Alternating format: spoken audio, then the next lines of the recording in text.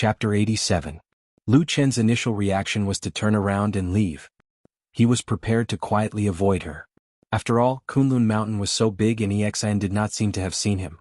If he missed this chance, he might not see her again in the future. But the scream that followed was indeed a little frightening. It was as if Exan had suddenly seen the most terrifying thing in the world. Her scream was heart-wrenching. Lu Chen stopped in his tracks, feeling a little helpless. At that moment, his mind replayed the journey with Exan in the land of chaos from beginning to end.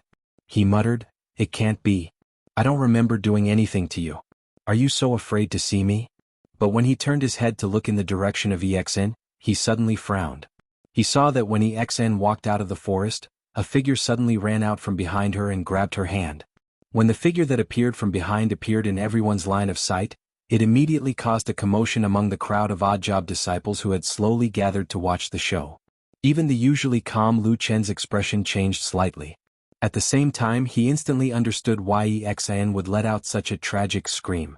It was a man wearing the Kunlun Party disciple uniform. But his face was completely destroyed. At least a dozen shocking scars remained on his face. His facial features were terrible. One of his ears was missing, his nose was gone, and there was a big cut on his chin. A terrible scar had slashed across his left eye, leaving a pitted red flesh. It seemed that this eyeball had also been destroyed. This face looked like it had been slashed countless times by a sharp blade, or had been ruthlessly gnawed on by a terrifying beast. It was completely devoid of human form. It was hard to imagine that a person who had suffered such serious injuries could actually survive that disaster. At this moment, it was a bright and sunny day. Under the bright sky, the surrounding people all felt a trace of coldness, and a few timid female disciples even closed their eyes and looked away, not daring to look directly at that person. The terrifying face that resembled a demon from hell suddenly appeared behind Exan. After grabbing her, the face leaned in and let out a deep, furious growl. When she lifted her eyes, the face was already inches away from her. No wonder she let out such a shrill scream. "Let me go. Let me go." However, to Lu Chen's surprise, Exan did not faint from fright. Instead, she screamed in horror and struggled with all her might, trying to break free from the monstrous man's grasp. At the same time, she cried out repeatedly, "Shut up." The man with the terrifying face let out a low roar, but that did not calm Exan down.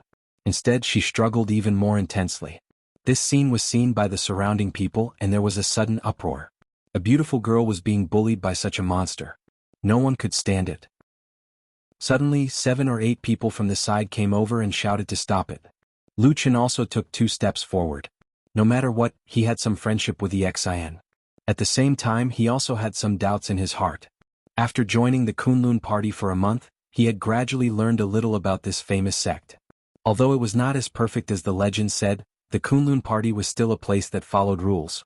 In general, it was impossible for there to be any public bullying on the Kunlun Mountain. However, the scene in front of him was obviously not right. Just when Lu Chen was hesitating whether he should go forward to help, he suddenly heard Exan's voice crying, "Let go, Senior He. I beg you, don't do this." Lu Chen's body trembled. He immediately focused his attention and looked towards that man. As expected, when he looked carefully, he could vaguely make out a little of that handsome Kunlun disciple's appearance that he had met in Crescent City that day from that little bit of residual outline. Figa. Didn't he already die on the Black Armor Mountain in the Land of Chaos? On that day, the scene of a large group of terrible black jackals swarming on the Black Armor Mountain was still fresh in Lu Chen's memory. Then, when he looked at Gang's face again, those clear and terrifying scars that seemed to have been left behind by sharp claws and terrifying beast teeth, Lu Chen couldn't help but feel a slight chill in his heart. Exan was crying and shouting in panic. The odd-job disciples next to her obviously did not know Gang, so they surrounded him with righteous indignation. But Gang also seemed to be very emotional and strange. Under the crowd's gaze, he did not have the slightest intention of retreating, and even glared at the people around him with terrible anger. Seeing that the scene suddenly became tense and on the verge of breaking out, suddenly, a loud shout came from behind the crowd. "Stop, what do you want?" This shout was full of momentum and the tone was loud, instantly suppressing all the other voices. After a moment, a tall man walked quickly to the center. He first glanced at Gang and Exan, and his face slightly darkened, but he did not lose his temper. Then he turned to look at the crowd around him, frowned and said in a deep voice, "Back off. What are you doing here? Do you want to rebel?" Lu Chen stood in the crowd and glanced at this person. Seeing that he had thick eyebrows and a square face, he was a disciple of the Kunlun party's Bai Chao Tang, who was sent to manage the spiritual field. His name was Zhou Kuei. After all, almost all the odd job disciples were newcomers who knew nothing about cultivation, and planting spiritual fields still needed some tricks, so Bai Chao Tang would often send some disciples down.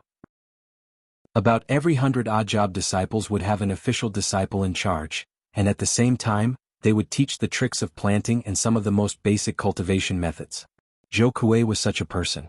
Those who could get such a job were basically in the foundation realm, so in the Kunlun party, he could also be regarded as an elite disciple who had reached a higher level. Usually the odd job disciples naturally respected Zhou Kuei very much. Although they only called him senior brother, in reality, his position was like a teacher and a father, and they did not dare to disobey him easily. But today's scene was really infuriating, and a bold person in the crowd shouted loudly, "Senior brother Zhou, it's not that we want to cause trouble, but that person is bullying our junior sister in broad daylight." Zhou Kuei's face was as dark as water. He slowly turned around and glanced at Yi Gang's hand that was still tightly gripping Xian's wrist. He snorted and said, "Junior brother He, you're not doing this right?" Facing this Bai Chao Tang disciple Zhou Kuei, whose cultivation was in the foundation realm, Yi Gang's imposing manner was obviously weaker, but he still raised his head and shouted through gritted teeth, "I didn't do anything, I just wanted to chat with junior sister Yi. What did I do wrong?" Zhou Kuei's gaze fell on Xian's pretty but tear-stained face. A trace of sympathy seemed to flash across his eyes, but he still sighed and said, "Junior sister Yi, is it like this?" Xian struggled with all her might, perhaps because Zhou Kuei was right beside her. Yi Gang finally did not dare to use force anymore, letting her withdraw her arm, but there was already an obvious red mark on her wrist. Then Xian glanced at Zhou Kuei, a complicated expression flashed across her face, like fear, regret, and also like she was at a loss. In the end, she slowly lowered her head and softly replied, "Yes." The odd job disciples in the crowd immediately burst into an uproar. Everyone had a look of surprise on their faces, and Lu Qin in the crowd frowned, looking deeply at Xian. Chapter 88. The wide spiritual field that everyone was currently in was actually a flat and wide valley in the Kunlun mountain range. It was surrounded by mountains, and in the middle was a rare expanse of flat land that was rich in spiritual energy and fertile. It was a very important production area for the Kunlun party's Bai Chao Tang. Due to the fact that the largest mountain next to it was the Rock Mountain, this valley basin was named the Rock Mountain Valley. At this moment, the warm sunlight shone down from the sky, shining on Rock Valley. The mountain wind blew through the valley from the forest, and countless spiritual plants danced in the wind, like a magnificent wave. At the edge of the forest at the foot of Rock Mountain, the atmosphere was cold and strange. Many servant disciples gathered there, looking at the young girl with her head lowered in disbelief. Xian's panicked crying didn't seem like she was just chatting in the forest. She was obviously frightened. But in the end, the victim herself said that she was fine, so what else could they do? Zhou Kuei reacted quickly. He turned around and shouted at the servant disciples, "Okay. Didn't you see that junior sister Yi said that she was fine? What are you still doing here? Go back to work." Many janitor disciples looked at each other in dismay. Most of the new disciples were young and full of vigor. However, everyone knew that there might be some inside story behind this situation. So, under the whispers and strange gazes, the crowd slowly dispersed. After Zhou Kuei dispersed the crowd, he frowned at Yi Gang and Xian at the edge of the forest. He wanted to turn around and leave with a straight face. Who knew that at this time Xian suddenly ran a few steps towards him and said, "Senior brother Zhou, I'll go with you." Zhou Kuei's body trembled slightly. Before he could say anything, Yi Gang, who was behind him, already said loudly, "Junior sister Yi, I still have something to say to you." Xian didn't even look at him. She looked at Zhou Kuei with pleading eyes. Zhou Kuei was silent for a moment, then nodded his head and said to Xian, "Okay." Xian immediately looked happy and nodded. Yi Gang was shocked. "Senior brother Zhou, what are you doing?" Zhou Kuei's eyes flashed with a trace of impatience. He turned to look at Yi Gang and frowned. "Junior brother He, everything should be done in moderation. Besides, junior sister Yi has something to do with me. Are you trying to discipline me?" Yi Gang subconsciously flinched under Zhou Kuei's piercing stare. After a moment, he seemed to grit his teeth and glanced fiercely at Xian, then turned around and left without a word. As Xian watched Yi Gang leave, she finally heaved a sigh of relief, as if a heavy burden had been lifted from her shoulders. Zhou Kuei saw her expression and his eyes softened. he asked softly, "Are you all right? Are you all right?" Xin nodded silently. Zhou Kuei said, "Let's go." He walked forward. Xin silently followed beside him, but after walking for a while she suddenly heard Zhou Kuei's voice. "Junior sister E, you still have to think of a solution for this matter yourself." Xin raised her head to look at Zhou Kuei in a daze, only to see that Zhou Kuei was not looking at her. Instead he was looking straight ahead, but he said in a voice that only she could hear, "I have known Senior He for many years, and I know that his talent are extraordinary. Now that he is about to break through to the Golden Elixir realm at his age, his future can be said to be limitless." He turned around with a sympathetic expression mixed with some helplessness. "It doesn't matter if I help you once in a while. Senior brother He will probably just smile when he hears it. But if I help him again and again, I'm afraid he won't like it. Do you understand?" Xin's face turned pale. After a while, she lowered her head and said in a low voice, "I understand." At this moment she seemed to be in a daze. Her face was as pale as paper. She seemed to be trapped in some kind of fear for the future, so much so that she didn't notice that in a spiritual field not far from them, Lu Chen was standing there thoughtfully looking at her figure. The Kunlun party was a famous sect with many rules. But after so many years, it wasn't that it didn't care about human feelings. Living in the mountains was hard and cultivating was boring, so the sect didn't strictly forbid its disciples from leaving the mountain. Generally speaking, even if it was a part-time disciple, as long as he could guarantee to come back before the curfew, the Kunlun party's mountain gate guards wouldn't stop him. However, it was precisely because of the curfew that anyone who violated it would be severely punished. Therefore, unless they received orders from the sect to go out, most people could only stroll in Kunwa City at the foot of the mountain. However, the Kunlun mountain range was very vast. Generally, the disciples who were assigned to cultivate or work on the mountains far away from the mountain gate of the southern foothills would need several hours to reach the mountain gate if they didn't have the ability to fly fast. In fact, they wouldn't be able to go down the mountain. The Shirpan Valley where Lu Chen lived was about 2 hours away from the mountain gate of the southern foothills. It wasn't far, but it wasn't close either. As long as he could squeeze out some time, he could go to Kunwa City for a stroll. In Kunwa City, the fatty old Ma's Black Hill Pavilion was naturally the place he often went to. The remote and quiet alley was as deep and serene as before. It seemed that no matter how many years passed, there wouldn't be a single customer. Old Ma sat on the threshold with a somewhat sad expression. He sighed and said, "Alas, when will there be any business? Don't think about it." Sitting behind the counter in the room, Lu Chen yawned lazily and said, "Just give up. You're not cut out to do business." Old Ma spat and said indignantly, "Bullshit. Your father was born to be a genius. In the future I'll definitely do something big and earn a fortune that can rival a country. At that time you can just wait to kneel in front of me." Lu Chen said, "Wake up. It's not dark yet. Stop dreaming." Old Ma muttered. He probably felt that it was really inappropriate to talk about ideals with this person, so he said, "You've been on the mountain for a month now. How's the situation?" Lu Chen shrugged and said, "In the beginning I couldn't say anything. However, this Kunlun party really has a lot of rules. It's a 5,000-year famous sect. It's not strange." Old Ma said with a smile. Then he glanced at the empty alley outside and said, "By the way, I found the person you asked me to investigate last time." Lu Chen raised his eyebrows and looked over. He said, You actually found him. I've underestimated you." Old Horse had a smug look on his face as he said, "Nonsense. Who do you think I am? As long as I want to investigate, there's nothing on this Kunlun mountain that I can't figure out." Lu Chen was too lazy to care about this guy's bragging. He just asked, "Who is that person?" Old Ma said, "Moonlight cut is extremely difficult to practice. There are not many young disciples who can practice it. Moreover, it's a woman. Moreover, during that period of time she was not on the mountain of Kunlun.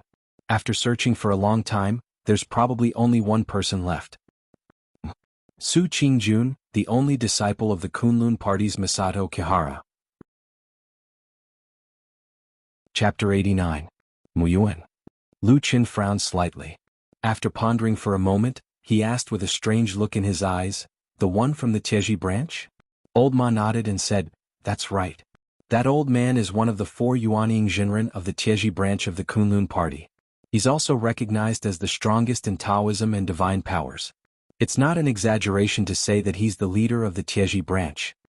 Lu Chen nodded and said, "What about Su Qingjun herself?" Old Ma said, "She's very outstanding. She's extremely talented. It's said that she's one of the top 4 pillars.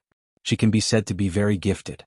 Her progress in Taoism is very fast and she's worthy of the word genius. She's only 22 years old, but she's already at the peak of the foundational state. Among the young foundational state disciples of the Kunlun party, there are about a dozen of them who've reached the peak of the Jindan state and are only one step away. But the most famous ones are Su Qingjun, He, Song Huaisong and Feng Yu. At this point old Ma paused and looked at Lu Qin. At such a young age you are only one step away from the Golden Core realm. With this kind of strength and talent, the difference between you and an ordinary Foundation Realm disciple is like heaven and earth. I don't need to say more, right?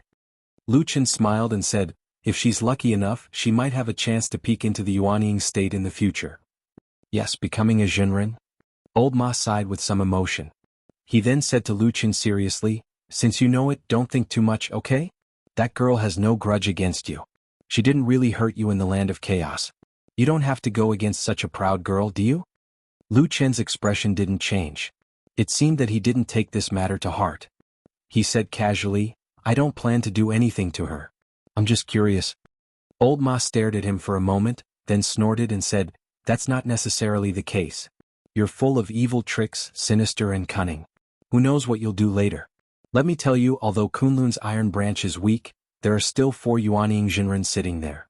A genius disciple like Su Qingjun would have a limitless future.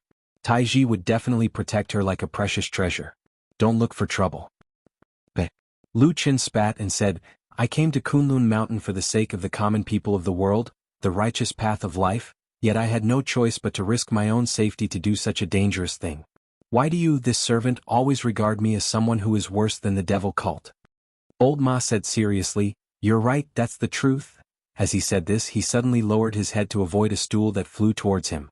Then he looked around and smiled, oh yes, where's Atsu? Why don't I see it? I just brought a bag of meat bones for it. It's chewing on it in the backyard. Lu Qin said. This black dog's appetite seems to be very big. It's eating me poor. Hurry up and bring it up the mountain. Wait for another 2 months. I'm not familiar with it yet. Lu Qin said casually, oh yes, there's one more thing. Help me check it out. It's about the girl from the E family I told you about last time. As he said this, Lu Qin told old Ma about the scene he saw at the spiritual field in Shirpan Valley. In the end he frowned and said, He Gang didn't die. And looking at Exan, she seems to be afraid of him. I'm afraid there's something strange about it. Okay, leave it to me, old Ma said with a smile. Lu Qin stood up, looked at the sky and said, alright, I'm not going to talk to you anymore. I'm going back to the mountain. Old Ma nodded and watched as Lu Qin walked to the door. Just as he was about to step over the threshold, old Ma suddenly said, there's something you might not know. This year, the Kunlun Party's Immortal Appraisal Conference had a great harvest. The Kunlun Party had recruited many talented 3 pillars and even 4 pillars. However, there's one thing that the Kunlun Party suppressed. Lu Qin's body trembled slightly. He turned to look at old Ma. Old Ma looked straight into his eyes. For some reason, there was a complicated and incomprehensible light in his eyes. He said softly, I heard that during the conference they found a rare 1-in-a-million peerless genius. That person had all 5 elements and there were 5 pillars on the Sea of Qi. Lu Qin's expression changed slightly. It seemed that even a calm person like him was startled after hearing about this matter. But very quickly, a trace of a smile appeared on his face. A self-deprecating smile appeared on his face. Amazing, a 5 pillars genius. He murmured, then raised his head to look at the sky. He said lightly, just like me, isn't it? Old Ma was silent. It was already evening when he returned to the mountain. When Lu Qin walked through the mountain gate and walked along the mountain path to his residence at the foot of Shirpan Mountain, the sky gradually darkened. Night came. At night, Kunlun Mountain was still majestic, but it was less majestic than during the day and more distant and deep in the night. Each mountain peak was like a silent giant, quietly standing in the darkness, quietly watching Lu Qin walk between the mountains. Unknowingly, there was no one else on the mountain path. Only Lu Qin walked alone. The night was somewhat desolate, and the mountain wind was somewhat cold. It whistled past and the faint starlight shone on the ground. One could see the swaying shadows, like dancing demons and ghosts. There was still some time before the curfew. Lu Qin looked at the night sky and expressionlessly walked on this dark road. Gradually, even he himself seemed to blend into it, becoming a part of those terrifying shadows. When it was too quiet, one's thoughts would spread out, making one's thoughts seem to be more than usual. As Lu Chen walked, he suddenly thought of the small village that he had lived in for 10 years, and the beautiful girl who was already sleeping by the Dragon Lake on Tea Mountain. At this time, would there be a cold wind blowing by the Dragon Lake? Maybe she would also feel a little cold because she was afraid of the cold before. Lu Chen suddenly shook his head, freeing himself from these thoughts, and then continued walking. The night was still cold, and then he thought of the day before they parted, the strange look in old Ma's eyes when he looked at him.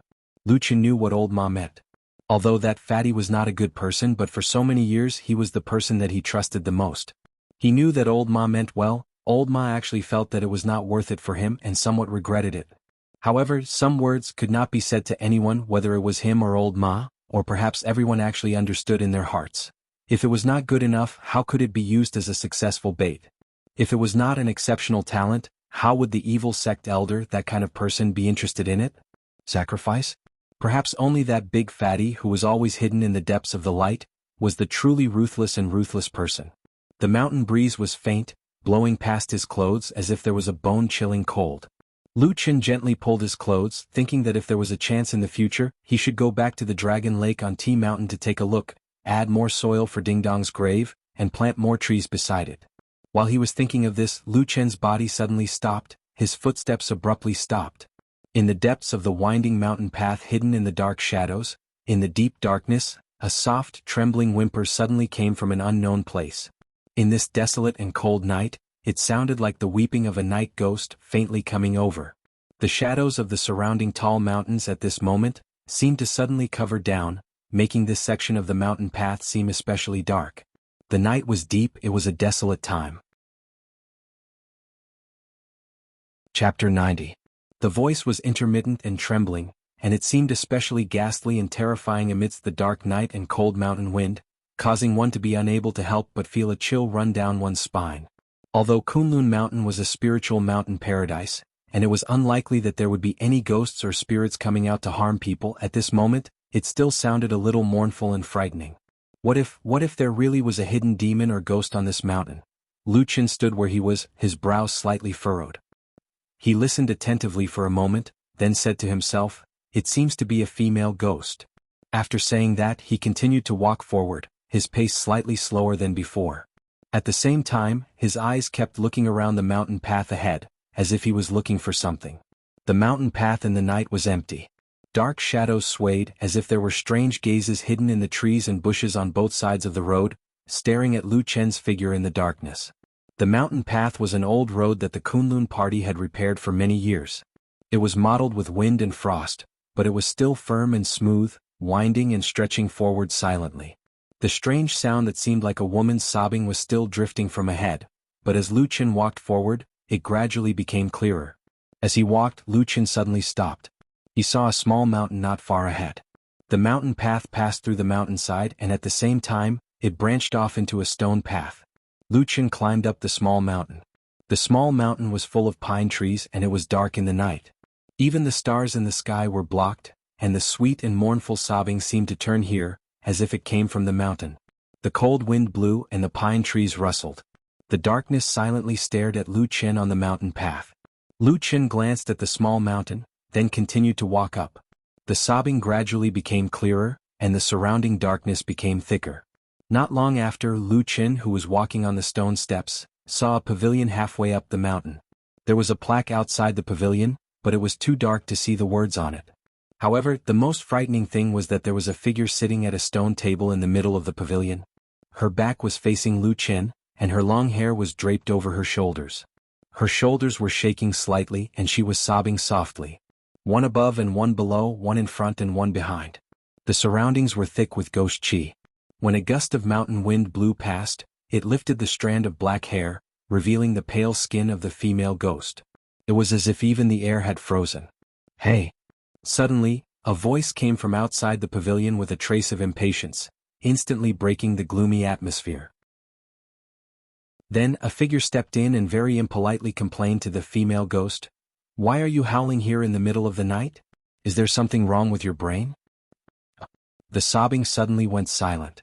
After a moment, the female ghost suddenly seemed to be shocked by herself. She suddenly let out a scream and jumped up from the stone table. She staggered back and looked at the black figure standing at the edge of the pavilion. Her trembling voice stuttered, You don't, come here. Ghost. Even ghosts are afraid of ghosts. Lu Qin snorted unhappily and casually lit the fire lighter he carried on his body. The moment the fire lit up, it illuminated the faces of the two people in the pavilion. The frightened face of the woman on the opposite side flashed there. After a moment, the expression on her face first stiffened, then revealed a somewhat incredulous expression. She said in shock, Brother Lu, why is it you? At this time the only person in the Kunlun party who would call Lu Qin Brother Lu was naturally only Exin. With the dim light of the fire, Lu Qin saw Exin's surprised, happy and dazed face. There were still traces of tears and her face was very haggard. He could not help but shake his head. With a wave of his hand, the fire suddenly flashed and extinguished. Darkness once again shrouded the mountain pavilion. Not sleeping in the middle of the night but coming here to scare people. You, this young lady, are getting more and more powerful. Lu Qin walked to the stone table in the pavilion and sat down. Exin stood at the side of the pavilion for a moment before carefully walking over.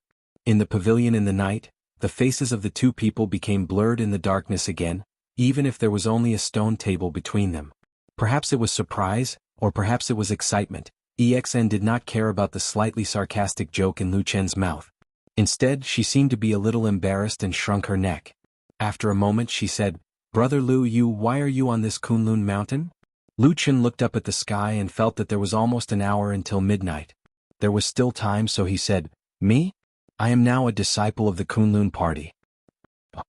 Exin widened her eyes and said in shock, What? You actually also became a disciple of the Kunlun party? Hey, don't think that I can't see the look of contempt on your face when it is dark. Exin was shocked and hurriedly waved her hand. No. Brother Lu, how could I look down on you? I really didn't expect it. But it's really great that you can come to the Kunlun mountain. No matter what, Kunlun is also a famous and upright sect. You must be much better here than at the Crescent City in the Land of Chaos. Lu Qin glanced at her and could feel the sincere joy in this inexperienced girl's words. He felt his heart warm for no reason. Then he shook his head and snorted. All right, tell me. Why did you come here in the middle of the night to cry and pretend to be a ghost? I didn't pretend to be a ghost. Exin only felt her cheeks heat up. Fortunately, in this dim light, perhaps Lu Qin could not see it. She subconsciously retorted, You, on the other hand, suddenly jumped out just now. That was really scary. Don't say that I didn't pretend to be a ghost. Even if I was a ghost, even a ghost would be scared to death by you just now. Hey, I haven't seen you for a while. You become so good at talking. Lu Qin laughed. Exin did not want to be entangled with him on this topic anymore.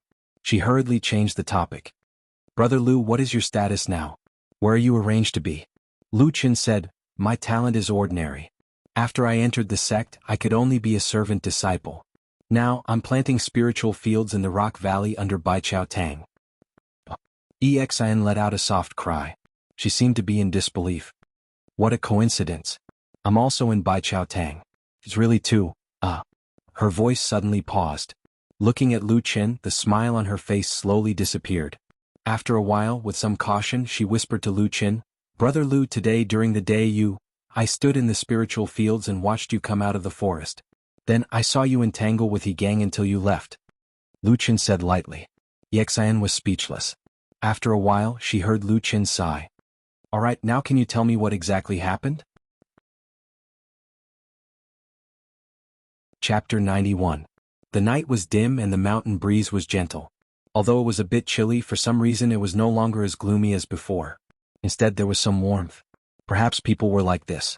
As long as someone was with them, they would feel better. Loneliness was the deepest fear in the bottom of their hearts. Therefore, after a moment of silence, Exin finally told Lu Qin what had happened during this period of time. After returning to Kunwu City from the Land of Chaos, the Yi family, who were anxious because she had secretly left home, was naturally overjoyed. Although they scolded her a few times, they were glad that nothing serious had happened. However, there were 3 people who had left, but only one person was left when they returned. Moreover, the other 2 were genuine Kunlun disciples. Of course, this matter couldn't be easily brushed aside. Soon, someone from the Kunlun party came down to inquire about this matter. Exin truthfully told them what happened on Black Armor Mountain. At first, Everyone sighed with emotion and didn't think too much about it. Even He Gang's elder brother, senior martial brother He, who was well known in the Kunlun party, came over. In the end, he also left in silence and didn't make things difficult for Exin. No one believed that a little girl like Exin, who hadn't even formally entered the Kunlun party, would have the intention or ability to harm those two people. The following days were peaceful for a period of time. Soon, it was time for the Kunlun party's immortal appraisal assembly. At this time, a message from Jean Dan Friar, who had taken a liking to Exin, came from Kunlun Mountain. The gist of the message was that Dongfang Tao, a Taoist expert, had suffered more serious injuries than expected. He still had to go into closed-door meditation for a period of time, and it was unknown when he would come out. However, Exin was already of age. If she didn't go up the mountain to learn martial arts, she would probably be delayed. Therefore, according to Dongfang Tao's arrangements, the Yi family sent Exin to Kunlun and she successfully entered a sect. In the end, Dongfang Tao arranged for her to become an official disciple in Baichao Tang. Speaking of which, the status of an official disciple was much higher than that of a servant disciple. An official disciple only needed to cultivate and did not need to do any work to obtain cultivation resources. Of course, the prerequisite for such treatment was that one had to be talented enough and have a strong background. In short, up to this point, Exin had been living a good life. She was full of hope for the future, happily cultivating on Kunlun Mountain with peace of mind. But a month later, the situation suddenly changed. Yi Gang, one of the three from that day, actually returned. According to him, he was surrounded by a pack of terrifying black jackals and crazily gnawed on him. Later, he accidentally fell off a cliff and happened to fall into a pool of water below. That was how he managed to escape. Even so, Yi Gang still suffered greatly. Not only was his handsome face completely ruined, his vitality was also greatly damaged. His cultivation was mostly gone and there were many serious injuries on his body. When he was discovered at the foot of Kunlun Mountain, he was already on the verge of death. No one knew how he managed to make it back. Fortunately, he had a powerful brother, He, who loved him dearly. When he found out about this, he immediately tried his best and used many good medicines and miraculous pills to save him. He even recovered most of his cultivation, which was a great fortune amidst the misfortune. But from then on, Yi Gang seemed to have suddenly changed into a different person, perhaps because he had received too much stimulation in the land of chaos. His personality was abnormally extreme, and he often quarreled and provoked others. Others, on account of his pitiful experience in Yi's face, would usually give him some leeway. Then Yi Gang discovered Exin, who was also on Kunlun Mountain. It was hard to imagine what Yi Gang was thinking when he saw Exin. But Exin was very surprised at first. Although she was a little afraid when she saw Yi Gang's terrifying face, she was still happy that he had survived. But Yi Gang's reaction was beyond Exin's expectation. When he saw Exin, he was stunned for a long time before he stepped back. But soon, he suddenly rushed over with a roar, grabbed Exin's hand, and asked the two of them to become cultivation companions. Then he began to grope her. Exin was scared out of her wits. Needless to say, she resisted with all her might. After she finally escaped, she soon heard that Yi Gang was spreading rumors in the Kunlun party. He said that when they went south to the land of chaos, the two of them were already in love and had privately pledged to marry each other. It was also because he was deeply in love with Exin that Yi Gang had risked his life to distract all the dogs when they encountered the terrifying pack of black jackals on the Black Armor Mountain, so that Exin could escape alone and he would be doomed eternally. But now, when Exin saw that his cultivation was damaged, especially his face, she actually turned her back on him. When she heard this, Exin was completely dumbfounded. And things took a turn for the worse, especially when Yi Gang's elder brother, He, felt sorry for his younger brother's misfortune and publicly said that Exin was ungrateful. For a while, there were many discussions about this matter in the Kunlun sect. Even if Exin tried her best to explain that the situation was not like that at that time, not many people openly expressed sympathy for her. At the same time, Yi Gang became even more entangled with her. He came to harass her every 2 or 3 days, and insisted that she become cultivation companions with him. The scene that Lu Qin saw at the edge of the forest in Shirpan Valley during the day was the scene that had been repeated in the past few days. Hearing this, Lu Qin finally understood and did not speak for a while. It was quiet inside and outside the mountain pavilion at this moment, only the light sound of the wind could be heard. Exin quietly looked up at Lu Qin, but found that sitting across the table, he was looking at her with a pair of bright eyes, and the expression in his eyes was a little strange. Brother Lu, why are you looking at me like that? For some reason EXN suddenly felt a little guilty and carefully asked. Lu Chen looked at her, thought for a while and asked, before I met you, there was really nothing between you and he gang, right? No really. EXN suddenly stood up, looking anxious and loudly said, Brother Lu, I swear to the heavens, there is absolutely no love affair between me and Senior Marshal Brother He. At that time, I only thought of him as an older brother, and followed him and Marshal Uncle Han to gain experience. Lu Chen nodded, indicating for her to calm down. Then he muttered to himself for a while and said, this matter is not a big deal. Not to mention spiritual master Yuanying, even the sect's Jin Dan friar would be too lazy to care. Oh, speaking of which, don't you also have a backer? Ask your master Dongfang Tao to come out and say something. Although that He Yi's prospects are good, but as far as I know Dongfang Tao is a veteran Jin Dan friar, and has achieved Jin Dan for at least 10 years. With this kind of experience many people would have to give him face. Exion's face was sullen, and her expression was full of grievance. She said, Master Dongfang his injuries are not light. That day, after arranging for me to enter the sect, he went into seclusion again.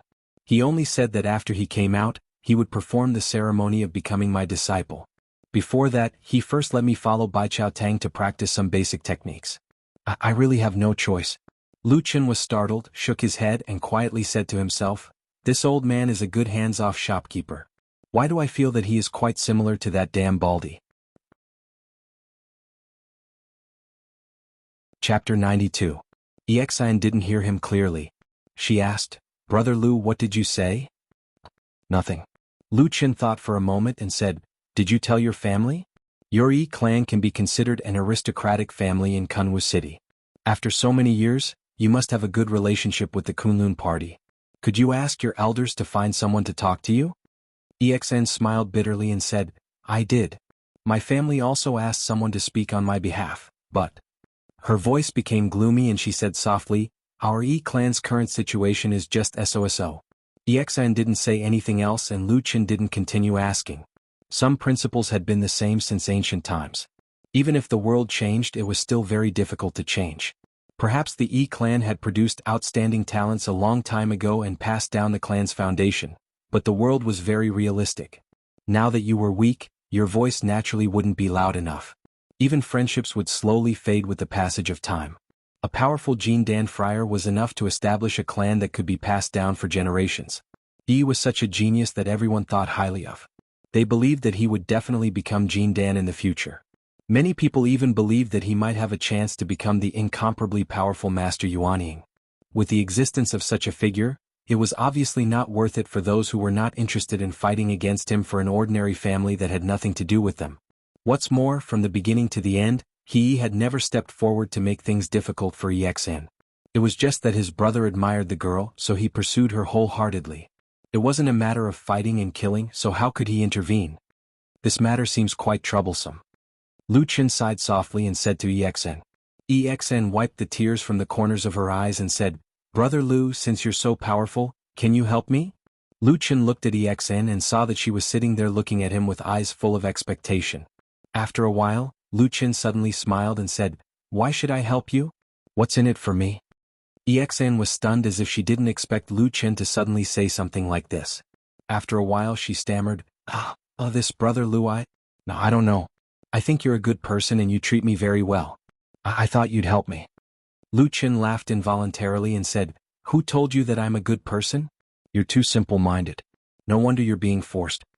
Exion's face was bitter as if she didn't know what to say. In the end she could only mumble, I just thought that Brother Lu helped me when we were in the disorienting lands, so I think you're a good person. Tisk. Lu Chen was speechless for a moment. He shook his head and thought for a while before saying, In any case, I'm not the kind of person you think I am. I can't work for free. If you want me to help you solve this matter, you'll have to pay me something. Oh, that's what I should do, EXN said repeatedly. Brother Lu, what do you want? As long as I have it, I'll give it to you. Looking at her anxious expression, it was obvious that she wanted nothing more than to get rid of He Gang's entanglement. It was obvious that she was about to go crazy. If that's the case, then repay me with your body, Lu Chen said. Exion was instantly dumbstruck. Her mouth was wide open as if she had turned into a stone. After a moment she suddenly saw a faint smile hanging on the corner of Lu Chen's mouth. Only then did she suddenly come back to her senses. She stomped her feet in embarrassment and anger and said angrily, "Big brother Lu W, what are you doing?" Lu Chen smiled and said, "What's wrong? You can't take it after just one sentence?" Lu Chen said, "I saw that when he gang came to pester you, you looked embarrassed, angry and panic-stricken from beginning to end. You didn't even have the strength to fight back. Are your feelings then the same as now?" EXN seemed to understand, but her cheeks still felt a little hot. She said in a low voice, "More or less." Lu Chen sneered with a bit of undisguised mockery. EXN suddenly felt that her face was even hotter. Then she heard Lu Chen say, "I'll help you with this matter, but I haven't thought about what the reward will be. I'll owe you for now. Just remember to help me with this matter in the future." Okay. Hearing Lu Chen's words, EXN suddenly felt that she had seen a ray of light in the darkness. She hurriedly agreed and then looked at Lu Chen with a face full of expectation, as if she had seen an omnipotent god. Her gaze was so hot that even a thick-skinned person like Lu Chen couldn't bear it. He glared at her and then said, "I've thought about this matter from beginning to end. I think your biggest problem now is that you have no way to ask for help. If your Jin Dan stage master comes out, maybe you won't be in such a difficult situation?" EXN said without hesitation, "Of course Master Dongfeng loves me the most. If he comes out he definitely won't sit idly by." "Well then it's clear. The most important thing now is to let you endure until your master comes out. There are ways, very simple, 2 ways. EXIN's eyes suddenly brightened. Looking at Lu Chen with some admiration, she quickly said, "Brother Lu, quickly teach me." Lu Chen stretched out the first finger and said, "First, you pretend to be courteous to He Gang and pretend to be perfunctory. First, you can calm him down. If necessary, you can even let him take advantage of you. Endure until your master comes out and officially accepts you as a disciple. Then you can turn hostile." Yexen was stunned for a moment. She suddenly shook her head and resolutely said, "No." Lu Chen looked at her and asked, "Why?" Exion's face was full of disgust and said, "That person is so disgusting now. Every time he comes to pester me he talks and does things like he wants to eat me. I can't stand it." Lu Chen nodded to show that he understood and then said, "Since that's the case, then there's a second way. But you should also understand the current situation, so to use this method, it depends on whether you are ruthless enough." EXN looked a little confused and said, "Brother Lu, what do you want me to do? What do you mean ruthless enough?" Lu Chen smiled and waved at her. EXN walked to his side and slightly bent down. Then she saw Lu Chen whispering something in her ear. As EXN listened, the expression on her face slowly changed. First, she was indescribably shocked, then her body trembled slightly as if she was excited and afraid. In the middle there was a complicated expression of blushing. After a long while, she straightened her body in a daze and turned to look at Lu Chen. She said with some difficulty, Is this okay?" At this moment, it was the dead of night. That man was silent, just quietly sitting by the table in the pavilion. For some reason, EXIN suddenly had a strange illusion. The man in front of her seemed to suddenly become especially strange. At that moment, EXN only felt that the surrounding darkness was like a tide, surrounding that man, making his face unclear, making him hide in the darkness. Even that faint smile that he occasionally revealed seemed to carry a trace of the coldness and sternness of the night. After a while, sitting in the darkness, Lu Chen said indifferently, "I already said I'm not a good person." Chapter 93. Time flowed by as the moon set and the clouds rose. Within the enormous Kunlun Mountains, countless people were busy walking their own paths. However, compared to the towering mountains, people were often like extremely tiny ants. They were busy doing their own thing all day long, yet they forgot to raise their heads to look at the boundless sky. EXN walked on the road of Rockpan Mountain, her face calm, without any extra expression. She was an official disciple, so she did not have to work all day long in exchange for a meager pay like the handyman disciples. However, she still needed help with some things like sorting and identifying spiritual materials. Besides, this kind of work also had great benefits. She could identify many useful spiritual materials, familiarize herself with their properties, and lay a solid foundation for her future alchemy or exploration. There were many huge rocks on Rockpan Mountain. One of the branch halls of Baichao Tang was built on the big rocks on the mountain. From afar one could see the flying eaves and blue tiles. It looked extraordinary. EXIN was not the only one on the road. There were many disciples of Bai Chao Tang who had the same status as her coming and going. Many people noticed Exin, and many people pointed at her and whispered to each other. Rumors were bound to spread at all times. Exin didn't look at her fellow disciples. As she walked, the conversation she had with Lu Chen a few days ago, as well as some of the instructions he had given her after that, couldn't help but echo in her mind. In the vicinity of Rock Mountain from 100 Herb Hall's branch, are there any female Jindan masters with profound cultivation and bad tempers? This was what Lu Chen had asked her that day. There are. There are many female disciples in Bai Chao Tang. There are also a few female Jindan friar who are successful in cultivation. The one who came recently is Martial Uncle Yen of Melaleuca Japonica. She is strict and all the disciples are afraid of her. Great. God is on your side. But the great cultivators of Jindan state never bother to know, and they don't care about our trivial matters. Then we'll force her to know, force her to take care of it. Ah? How can I do that? That depends on whether you are ruthless enough. Big Brother Lu, you're saying that again. I always feel scared when I hear it. The warm sunlight shone down on Exin's body, making her feel a trace of warmth. She took a deep breath and forced herself to reveal a trace of a smile before walking towards the hall. The day passed uneventfully. In the afternoon, Exin walked out of the main hall and began to walk down the mountain. When she arrived at the foot of the mountain, she pretended to casually glance at the flat and spacious spiritual fields. She saw many odd-job disciples working hard in the spiritual fields at the foot of the mountain. Unsurprisingly, she found a familiar face among them. Inconspicuous, Lu Chen stood in a spiritual field and smiled at her from afar. For some reason, seeing that smile, Exin seemed to feel a little more support in her heart, and her originally panicked mind calmed down a little. But before she could think of what to do, suddenly, a gloomy and even somewhat hostile voice suddenly came from not far away. Junior Sister E, what a coincidence. We meet again. Exin's heart jumped, and her hands subconsciously clenched into fists. Then she turned her head to look, and what entered her eyes was that extremely ugly and frightening face.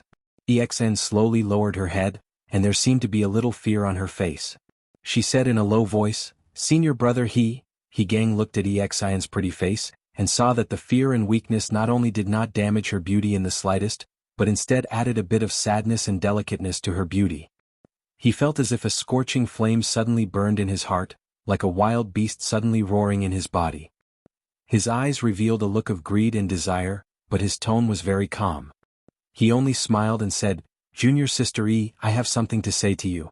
Exin slightly raised her eyes, looked at that face, and found that when Gang smiled, the scar on his face twitched. That face became more and more frightening. She couldn't help but take a step back and after 2 hurried breaths said, Senior Brother He, if you have something to say, you can say it here. Here. Gang sneered, looked at the many handyman disciples in the surrounding spiritual fields, and a look of contempt appeared in his eyes. He said, There are too many people here, Junior Sister E, let's go to a place with fewer people to talk. As he spoke, Gang walked towards the forest that day. Exin's expression changed slightly, and she looked a little hesitant. Gang suddenly turned back and with a ferocious look, he shouted fiercely, Junior Sister E. Exin's face showed a painful expression, but in the end she finally slowly walked out, and followed Gang into the forest. This scene fell into the eyes of many handyman disciples, and even many official disciples of Bai Chao Tang who passed by and watched from afar also saw it. For a moment, everyone looked at each other. The forest was very quiet. Gang looked very happy that Exin had to follow him, and he walked in front proudly. Exin, on the other hand, slowly followed behind him. Lu Chen's words to her echoed in her mind. Every single word sounded simple and clear, but it was as if a knife was stabbing into her heart, and it was filled with pain and determination. I told you to be ruthless, not to be ruthless to Gang because it's useless. Nowadays there are countless rumors about Gang. Even if you kill him, you won't be able to shut people's mouths. Instead, you'll become the target of gossip, and your E family will definitely not be able to withstand He's vengeance. Gang is the one who wants you and wants to skin you alive. I don't know about He, but maybe someone like him needs all the resources to help him break through to the Jindan. He might even be tempted by your E family's property. What do you think? You'll lose both your wealth and your family. Can you stand it? Can't stand it? That's why you have to be ruthless to yourself. You have to be ruthless to yourself to the point where everyone is scared and in disbelief. Then everyone will believe you. In this world, how can there be such a comfortable thing as reaping without sowing? Even if there is, it's not between you and me. That's why you have to be ruthless to yourself. Lu Chen said with a smile. EXN recalled that night, Lu Chen's voice and blurry face in the dark. She suddenly shuddered. She stared fixedly at He Gang, who had stopped in front of her and turned around to look at her with a hateful smile. Her eyes twitched and her body trembled slightly. All of this fell into He Gang's eyes. He looked at EXN as if he was looking at a weak little chick. A tyrannical emotion seemed to rise from his heart. That terrifying scene of countless ferocious black dogs barking and biting each other flashed across his mind, causing him to tremble uncontrollably. He was scared. He was scared to death.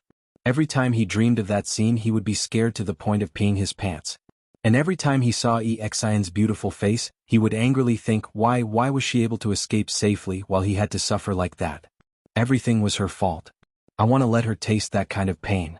Ruthlessly ravage her, torture her, make her scream in pain. He crazily imagined it, as if this was the only way he could feel uncontrollable pleasure. It was at this time He Gang heard EXN open her mouth and with a trembling voice she said, Senior brother, don't force me like this, okay? That young girl seemed like she was about to cry.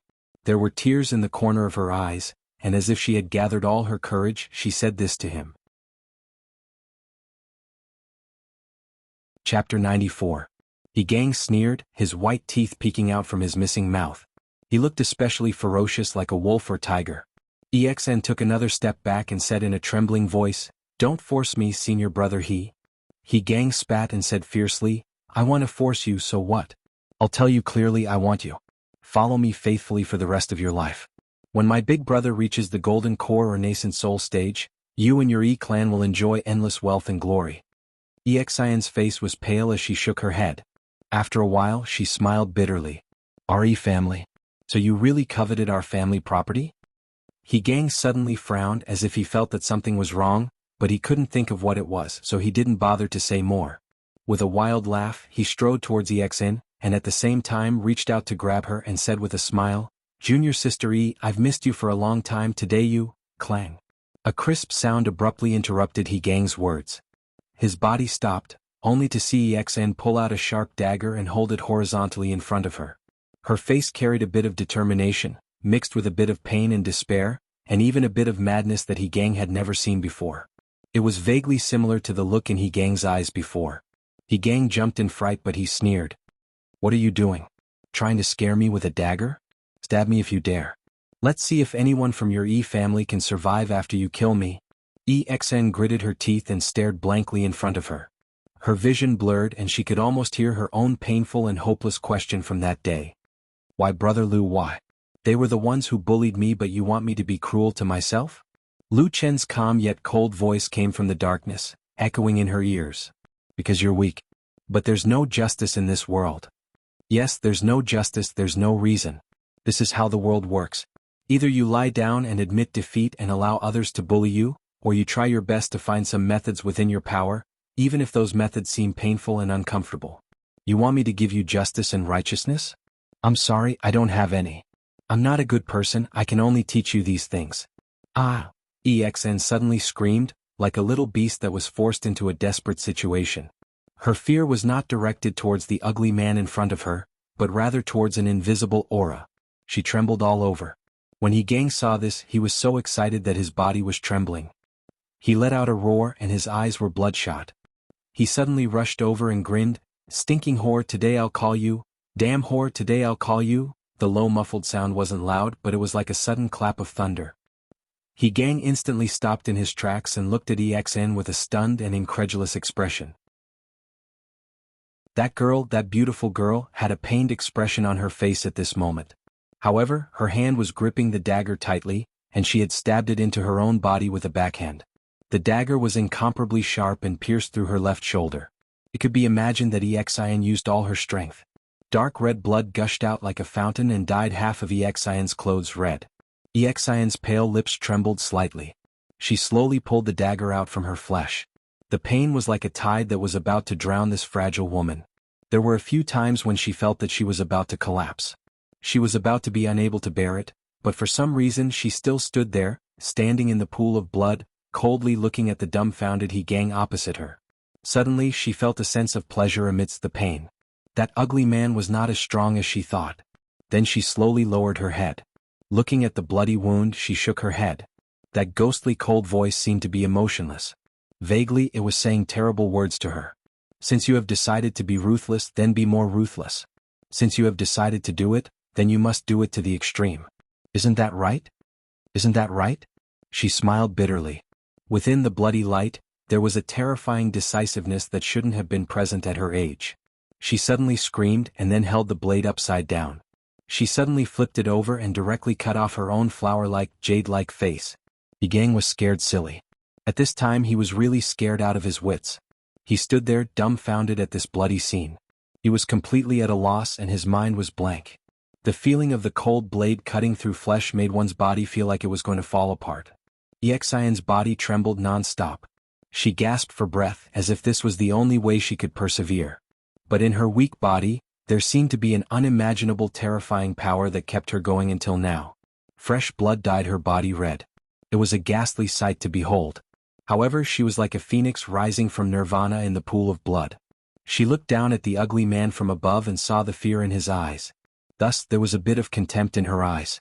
She thought to herself, so what Brother Lu said was true. She laughed maniacally, shook her head, and did not look at Yigang again. She suddenly raised the dagger and slashed her clothes, directly cutting several wounds on her body. In an instant, blood spurted out. Then, she threw the dagger away and used her hands to tear open her clothes, revealing a piece of originally snow-white soft skin that was now dyed red with blood. The beautiful body that was hidden under the clothes looked unusually bright red, and there was a kind of tragedy that could not be looked at directly. Then she raised her head again. This forest was as quiet as the bridge of helplessness in the underworld. It was like the terrifying sea of blood in the hell of evil spirits. She didn't know why, but there was suddenly a relieved smile on her face. She just smiled like that. Then she suddenly let out an incomparably sharp scream. She staggered out of the forest. Along the way, blood flowed all over the ground, dyeing the entire road red. Yigang still hadn't come back to his senses. He stood there in a daze. His eyes fell on the dark red pool of blood on the ground. It seemed that he still hadn't broken free from the tragic scene that had just occurred. After a while, outside the forest, there was a sudden commotion. Some people cried out, some people shouted angrily. There was also a woman's voice that was already crying. Someone, quickly come and save junior sister E. Medicine. Who has medicine to stop the bleeding? Why is she bleeding so much? No, quickly go to the mountain and ask Martial Aunt Yen to come down. Only she can save junior sister E. In the midst of the chaos, the commotion became bigger and bigger.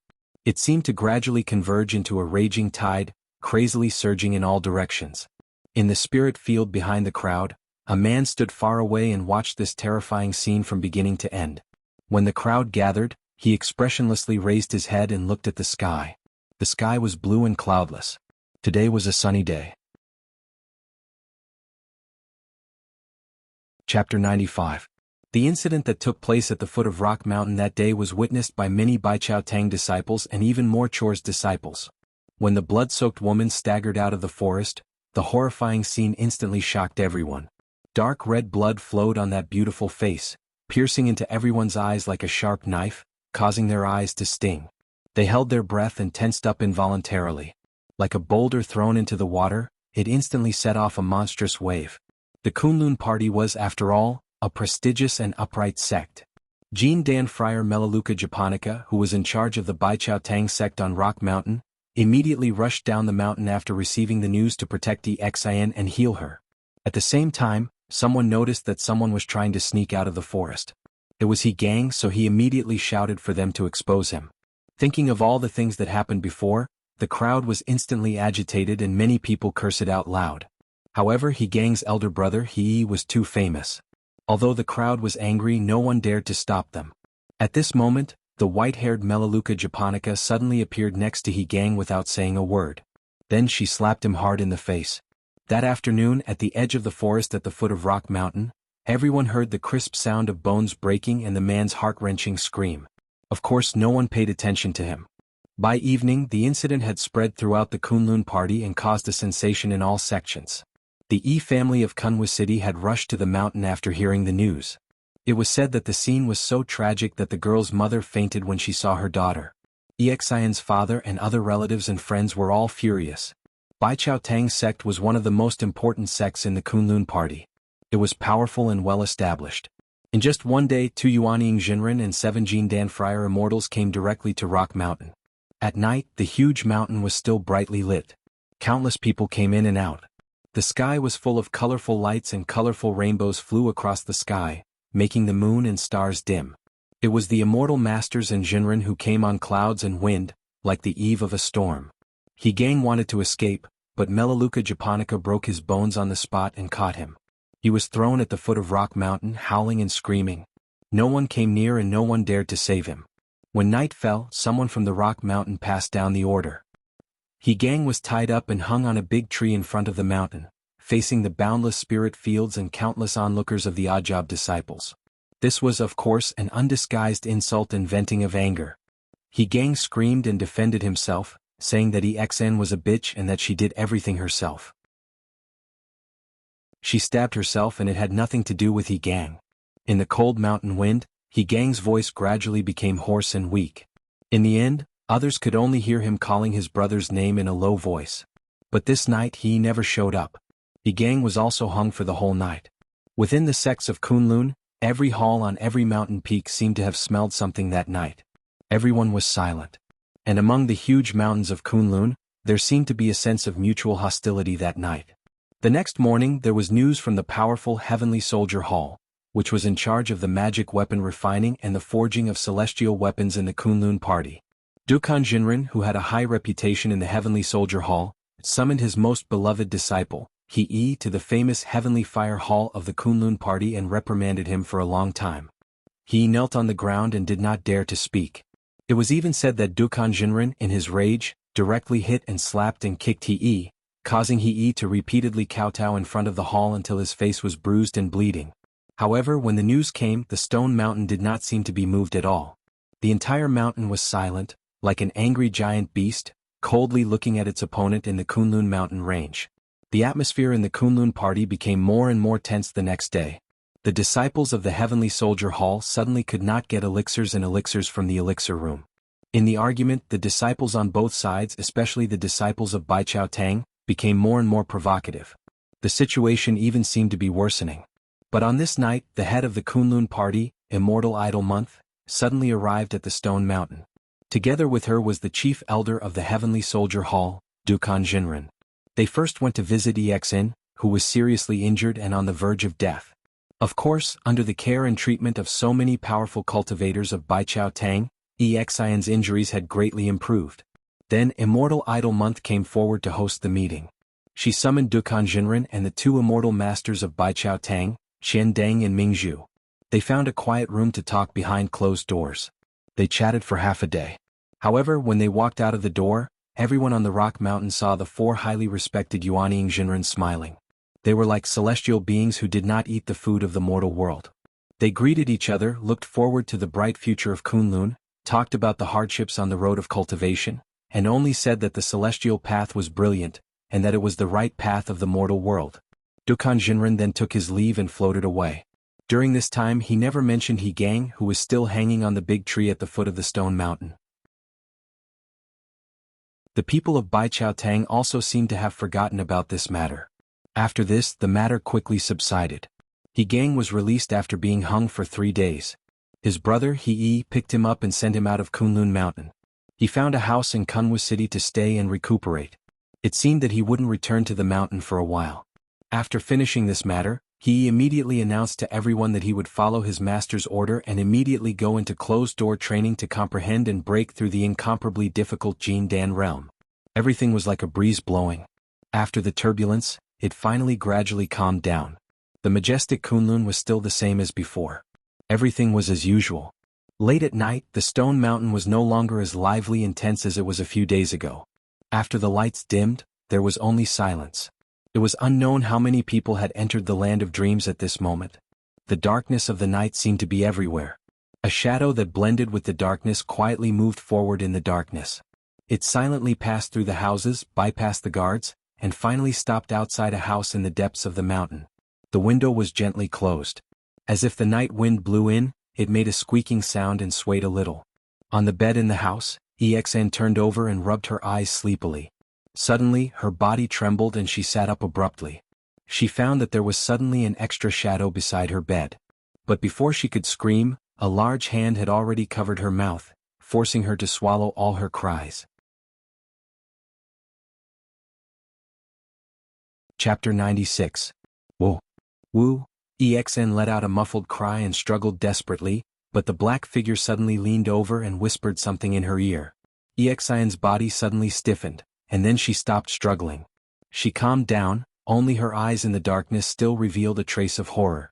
The hand covering her mouth slowly withdrew, and the black figure still sat on the edge of her bed. A pair of bright eyes appeared in the darkness, and then his appearance was gradually seen clearly. It was Lu Chen. "Brother Lu." EXN softly called out, and after the shock in her eyes, there was finally some joy. She did not know why, but she suddenly felt sour in her eyes, and after a moment 2 lines of tears silently flowed down from her pale face. The tears streaked across her white and tender skin, and the bandaged wound on one side of her face was still not removed, making her look particularly miserable. Lu Chen quietly looked at the girl sitting in the darkness crying silently, sighed, and then reached out to wipe away the tears on her face and said, "Don't cry, you did well." EXN stared at him in a daze, her lips slightly trembling, and the scenes of these days flashed through her mind. Suddenly she realized that so many people from the same sect, so many relatives, and even her parents, seemed to be separated from them by a layer. In these few days she desperately suppressed her fear, endured her nervousness, and only at this time in this dark and quiet night, in front of this man who seemed to be one with the darkness like a shadow, did she suddenly feel a trace of relief. He knew all the secrets and there was no need to pretend anything in front of him. EXN just looked at him like this and unknowingly tears flowed down her face again, and even her voice trembled and choked. "Lu, brother Lu? I'm so scared."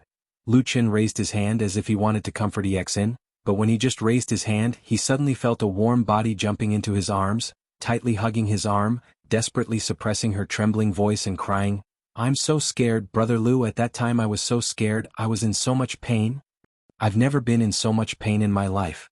I saw myself bleeding so much, my whole body was covered in blood, I even cut my own face. From now on I am an ugly person." Sob, sob, sob, sob, sob, sob. Lu Chen's hands froze in the air. For a moment he did not know whether to raise or let go, and could only let EXN vent in his arms. After a while he found that EXN did not seem to show signs of calming down, so he could only gently pat the girl's shoulder and whispered, okay, it's all over." Perhaps his comfort had some effect. EXN's crying slowly quieted down.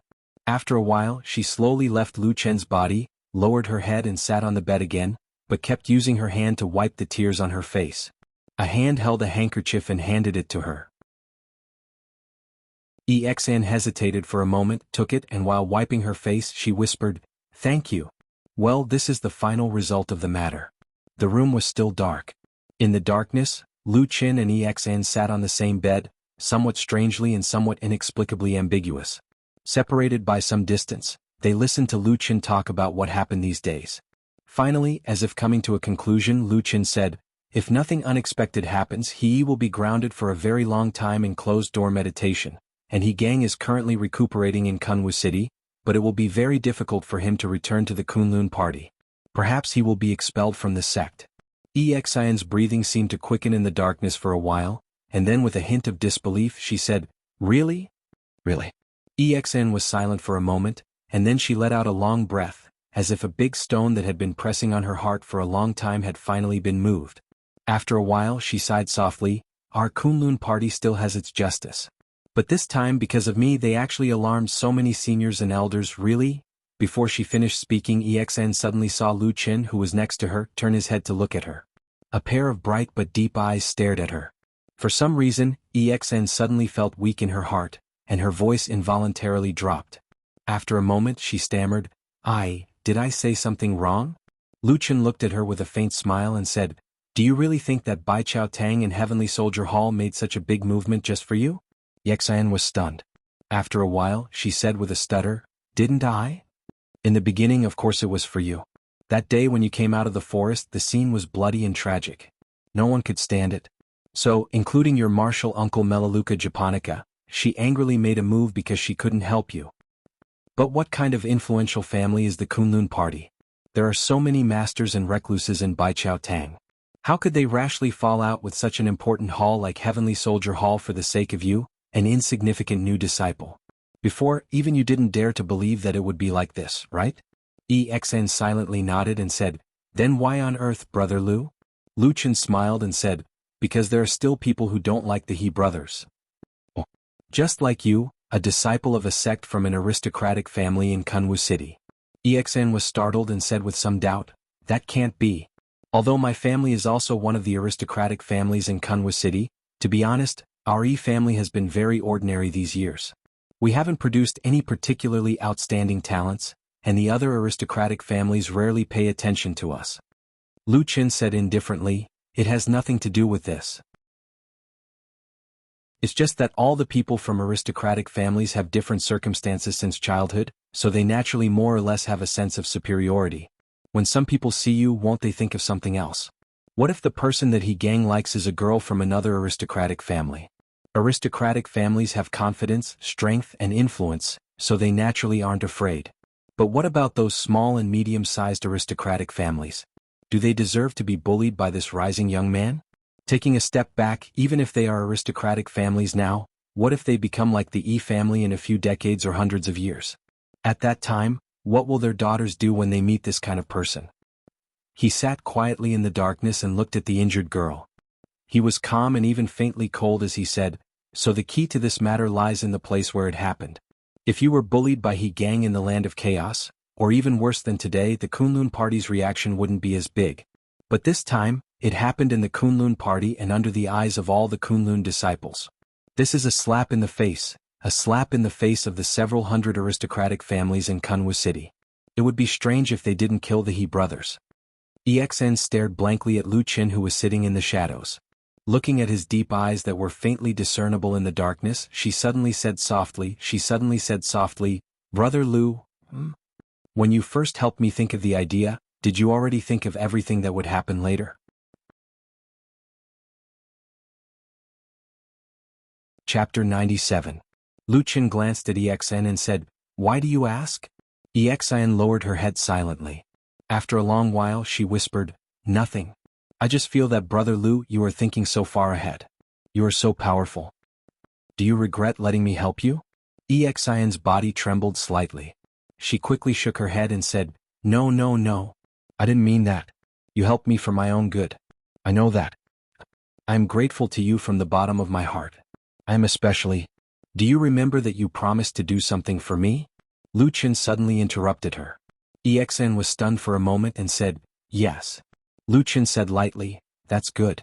After this matter, no matter what, 100 Herb Hall will value you even more. Plus, you're someone that Dongfang Tao has taken a liking to and your talent isn't bad, so your position in 100 Herb Hall in the future will be much better than it is now. This is good for both of us. EXN was speechless. She didn't know what to say for a moment. Lu Chen stood up and said, it's late. You should rest early. I'm leaving. EXN thought of something and said, Brother Lu, I remember that there are guards outside. How did you get in? Lu Chen stood in the darkness and smiled slightly. He didn't answer her question. He stepped back and quickly merged into the darkness. EXN widened her eyes and looked towards the darkness, only to see a few faint ripples suddenly appearing on the quiet surface of the water in the deep darkness. When she looked again carefully, there was no sign of anyone. Silently shuttling through the darkness, like the shadow of the moon, he came down from the top of the rock mountain without anyone noticing. Lu Chen looked up at the night sky and saw that it was already late at night. It was already past midnight.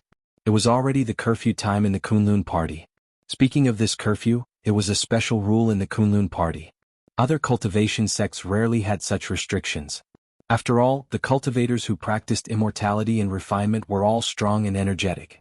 It was not a big deal even if they didn't sleep for a day and night. But in the Kunlun party, this rule of forbidding the disciples to go out after midnight had been around for a long time. It was said that it could even be traced back to the early days of the Kunlun party, which had a history of thousands of years. In short, the Kunlun sect was a famous sect with a lot of rules. Coupled with the name of restraining its disciples to concentrate on cultivation, it was actually not particularly strange. Just like that, they persisted year after year. But of course the so-called curfew could not be completely empty. Such a large mountain, such a large territory, if there were no guards patrolling, wouldn't it have been looted by countless thieves?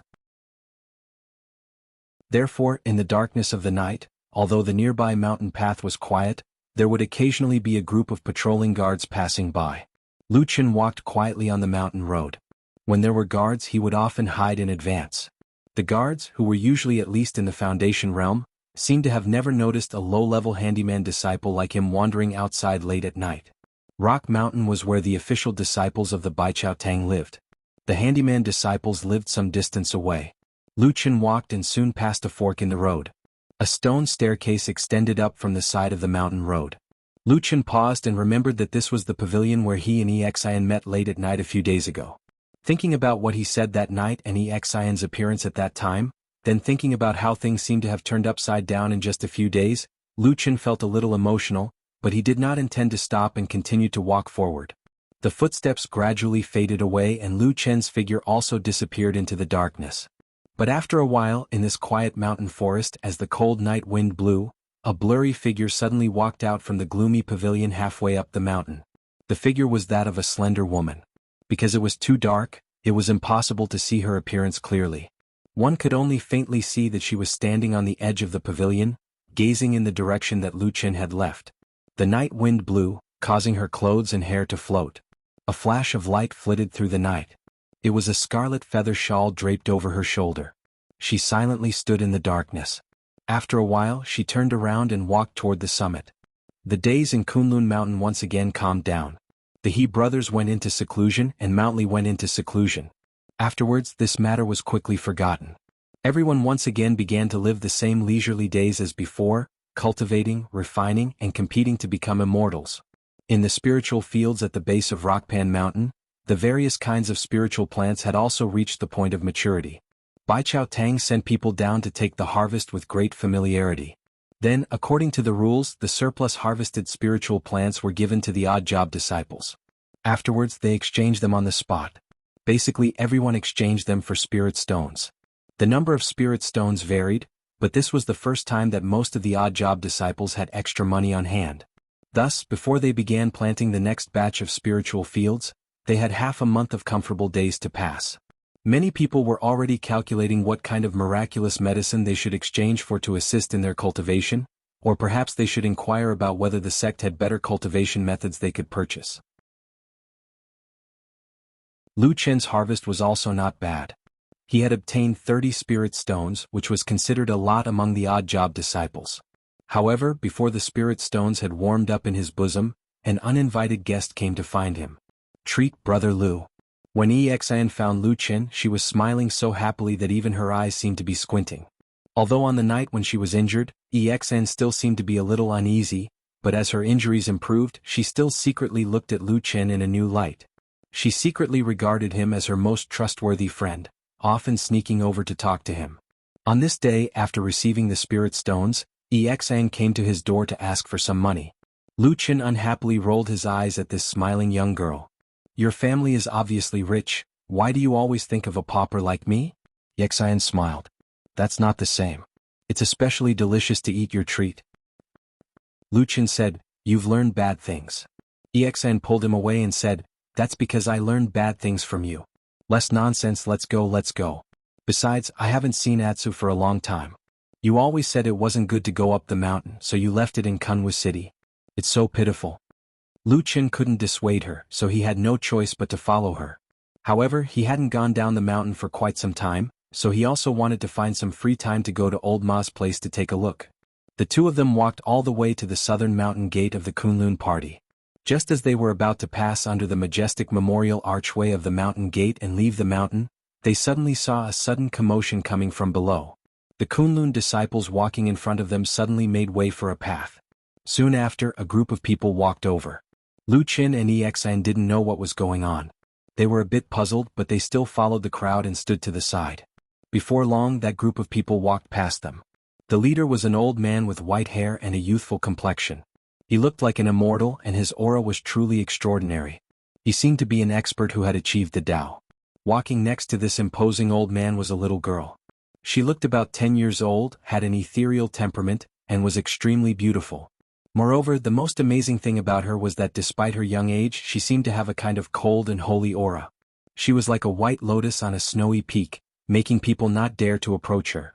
Lu Qin, who was standing to the side, suddenly frowned. His gaze fell on the girl's face, and he discovered that he had seen this incomparably holy girl before. Chapter 98. Perhaps she sensed something. The girl, who had been expressionless and cold all along the way, suddenly glanced at the side of the road when she walked past Lu Qin. Lu Qin happened to be looking at her as well. Their gazes met in midair. After a brief collision, they parted as if nothing had happened. The young lady with a peerlessly beautiful appearance, aloof and outstanding temperament went all the way up the mountain. It was only then that the numerous Kunlun disciples at the mountain gate heaved a sigh of relief. They whispered to each other, but it seemed that no one knew the young lady's identity. However, many people recognized the old man who walked at the front. He was the powerful Jin Dan Friar Zhuoxian of their sect. His identity and status weren't simple. He was the junior brother of the current sect master of Kunlun, Reverend Idle Month. At the same time, he was also the second disciple of Hakushin Jinkuan, who cultivated enclosed-door cultivation on the Winter Peak, one of the 4 wondrous peaks in the sky and clouds. The little girl, who was personally brought up the mountain by a person with strength and background that couldn't be underestimated, naturally attracted a lot of people's attention. Soon, some people guessed that she might be the new disciple that Master Zhuoxian had just accepted. That was the good fortune that the little girl had accumulated over several lifetimes.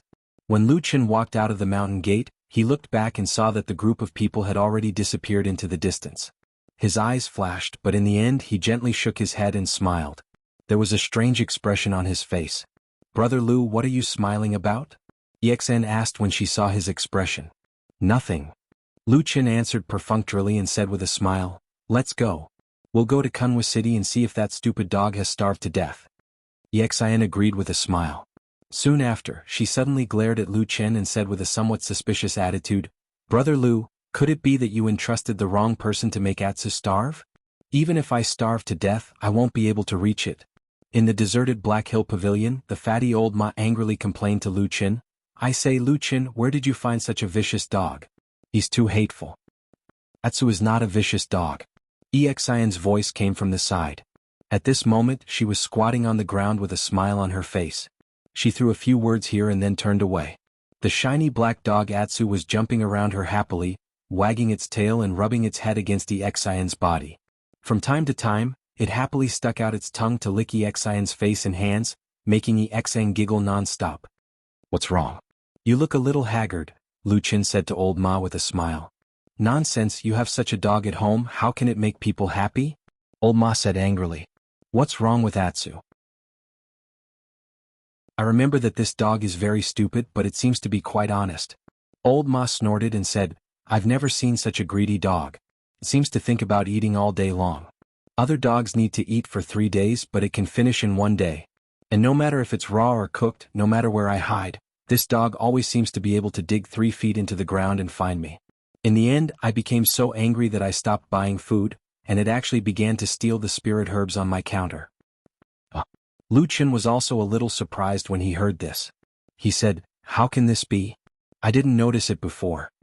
As he said this, he waved to Atsu and called out, "Atsu, come here." The black dog immediately jumped over happily. Its movements were vigorous, although its hind legs were still limping. Lu Qin squatted down and touched Atsu's head. He looked at it again and found that Atsu seemed to have grown a lot this time, and its fur was bright and smooth. It seemed that it really ate well. He looked up at old Ma and smiled. Then old Ma glared at him. "You took good care of it," Lu Qin said to old Ma seriously. "I think you are very suitable to raise a dog. Raise your head." Old Ma waved his hand and said, "Take it away quickly or I will kill it sooner or later." Lu Qin smiled and wanted to say something, but Exan next to him came over and said with a smile, "Brother Lu, let's take Atsu back to the mountain." "Ah, that's good." Before Lu Qin could speak, old Ma had already come over and agreed with a smile, not giving Lu Qin a chance to refuse. Lu Qin pushed the fat man away and said to Exan, "I am still a handyman disciple. It is not convenient for me to take it up the mountain." Exan waved her hand and said with a smile, "It's okay. I can take Atsu up the mountain. I can raise it." Lu Qin shook his head and said with a smile, "You really do like this stupid dog a lot, huh?" EXN showed a loving expression on her face. She touched Atsu's head and said with a smile, "We have gone through hardships together, right Atsu?" Atsu barked, "Woof woof woof." While EXN was playing with Atsu in the small courtyard, Lu Qin and Old Ma walked to the side of the veranda and whispered to each other while watching. "You know what happened to the He brothers?" "Yes." Old Ma responded, then glanced at EXN who was playing with Atsu, especially at the light scar on her cheek, and then said lightly, "I didn't know this little girl was so cruel." Lu Qin said, "There's nothing a person won't do when they're cornered." Old Ma turned to look at him and said, "Did others force her or did you force her?" Lu Qin said, "If I force her, do you think she will still follow me?" "That's true." Old Ma admitted this point, then said, "Now that He gang has been expelled from the sect, he didn't speak up for his only brother." Lu Qin said, "He has too many troubles." Many influential families in Kunwa City have a lot of hidden forces in the Kunlun party. Now everyone hates him. If he's smart, he'll hide from this storm and come out after at least a year of closed-door meditation. Old Ma smiled and nodded. Just as he was about to say something, he suddenly heard Lu Qin say, "By the way, He gang should still be hiding in Kunwa City, but he's hidden under the arrangement of his big brother. Go find that guy's whereabouts and residence, then tell me." Old Ma was startled and said, "Do you have a grudge against He gang?" "No." Old Ma hesitated for a moment, then glanced at EXN on the other side and said softly, "Little Lu, don't tell me, you want to help her vent her anger?" Lu Chen's face was expressionless as he said, "No. I just feel that as long as this person doesn't die, he might be an idle person. Knowing a little bit of his whereabouts and movements might be useful in the future." Old Ma thought for a moment and said, "Okay, I'll handle this matter, but it may take some time to find him." "No hurry, take your time." Old Ma suddenly smiled and looked at Lu Chen saying, "What value does that trashy gang have? Are you aiming at He?" Lu Chen sighed and said, "That damn Baldy is used to being a hands-off shopkeeper. He just told me to look for him, then ran to the immortal city thousands of miles away. In this huge Kunlun party with countless disciples, it's really like looking for a needle in a haystack. But finally I thought of something." Old Ma's eyes lit up and he said, "What is it?" Lu Chen smiled faintly and said, "That devil cult spy wants to do such a big thing, so he must be planning something big. He must also be an extremely outstanding talent. Of course, such a person is also outstanding in the Kunlun sect. Therefore, the direction that I'm looking for may be those elite figures. He should also be considered a powerful figure."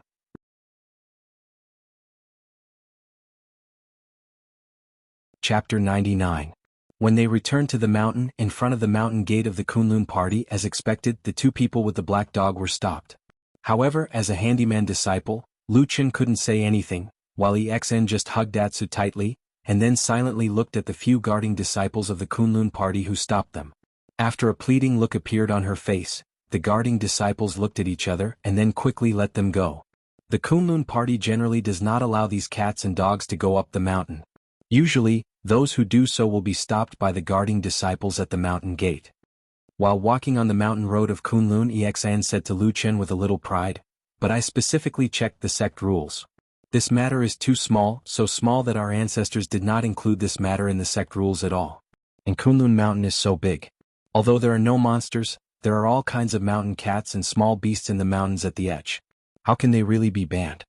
Lu Chen smiled and said, "Smart." EXN stuck out her tongue and smiled. Then she leaned over and patted the head of Atsu, who was following her, and sighed, "In fact, those senior brothers know about me and they feel sorry for me. This is also good. Being able to let Atsu go up the mountain with me, at least my suffering was not in vain." Lu Chen laughed. After walking for a while, the two were about to separate. Unexpectedly at this time, Atsu habitually followed Lu Chen, which made EXN so angry that she hugged Atsu, the heartless black dog, and tried to persuade it to go with her. Who knew that the stupid dog Atsu was not grateful, and it was determined to follow Lu Chen. In the end, the helpless EXN could only wave goodbye to them with a sad face. Fortunately, now that they were living in the mountain of Kunlun, they could visit Atsu at any time. After EXN walked far away, Lu Chen walked back to his residence with Atsu. At the same time, he looked at Atsu, who was running back and forth excitedly because it came to a new place, and he was a little confused. Why did this lame black dog insist on following him? In the land of chaos, perhaps it could be explained by instinct, but after such a long time, including staying at Old Ma's place, this black dog was still so close to him. It seemed that something was not quite right. But after thinking about it, Lucien still could not figure out the reason, so in the end he laughed at himself and thought that perhaps birds of a feather flocked together. The handyman disciples were the most numerous people in the huge population of the Kunlun party, but they had the lowest status. Lucien was one of the handyman disciples, so it was impossible for him to live on Rockpan Mountain like an official disciple like Xin, let alone an elite disciple like He who could have his own cave. The place where he lived was in a remote valley some distance away from Rockpan Valley. There were many terraced houses built here for the handyman disciples to live in. The house that belonged to Lucien was an inconspicuous one. It was not big, with a front door and a back window, gray walls and black tiles, and it looked a little depressing. After unlocking the door and pushing it open, Lucien habitually paused at the door for a moment, while Atsu, who was at his feet, curiously poked its head out from behind him and looked into the door. After a while, Lucien walked in and saw a simple table, chair and a bed in the room. Other than that, there was almost no other furniture. Woof woof. Atsu barked twice, then jumped onto the bed. He lay there and grinned at Lucien as if he couldn't stop smiling. Stupid dog. Lucien looked at Atsu with a look of disgust. He walked over and patted its butt, driving Atsu away, and said, "You are so dirty. Can't you let me sleep?" Woof woof. Atsu shook its head and wagged its tail, then sniffed here and there in the room. After a while it ran to the door and lay on the ground. The next day, Xin came looking for Atsu. At the same time she brought a lot of food that Atsu liked to eat. The black dog was so happy that it jumped up and down. Woof woof.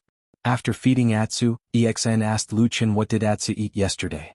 Lucien confidently said that there were so many forests around, and he drove Atsu into the forest to find its own food, and it would come back when it was full. Xin was stunned for a long time and she almost cried while hugging Atsu. She hated that Atsu had no conscience.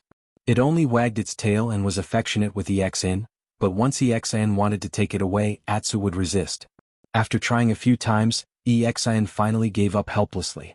She secretly decided to come here a few more times in the future, and take good care of this poor little dog that had no parents. Lucien directly ignored Xin's kindness. Atsu, on the other hand, would desperately suck up to them when there was food, and ignore them when they were full. They had no moral integrity to speak of. Days passed by, and in the blink of an eye, it was time for the second batch of spirit herbs to be planted. Lucien continued to live between the house and the spirit field, but the difference was that he often had a black dog by his side, which was always happy and active. Of course, the disciples of the same sect were a little surprised that Lucien suddenly had a dog by his side, but it was not a big deal, so no one bothered. Atsu followed Lucien all day long. When Lucien was working in the spirit herb field, it would wander around the Stone Pan Valley. Sometimes it would run into the forest and sometimes it would lie on the field and sleep. In this immortal sect that mortals yearned for, at least Atsu's life was very comfortable. After eating it would sleep. After waking up it would play. When it was tired it would sleep and eat again. Even immortals could not compare to this happy life. After a period of time, one day at noon, Atsu left the Stone Pan Valley and ran into a forest at the edge of the Stone Pan Valley.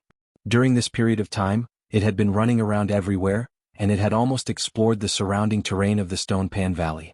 It had also left many urine traces in many places. The forest in front of them was located in the north of the Stone Pan Valley, and it was the last territory that it had not explored yet. Atsu stepped into the forest confidently, and as usual, patrolled the spiritual land and sniffed everywhere. The forest was very quiet. Occasionally there was the sound of birds chirping, but no one knew where it came from in the dense branches. Sunlight shone through the gaps between the branches and leaves, illuminating the flat path in the forest.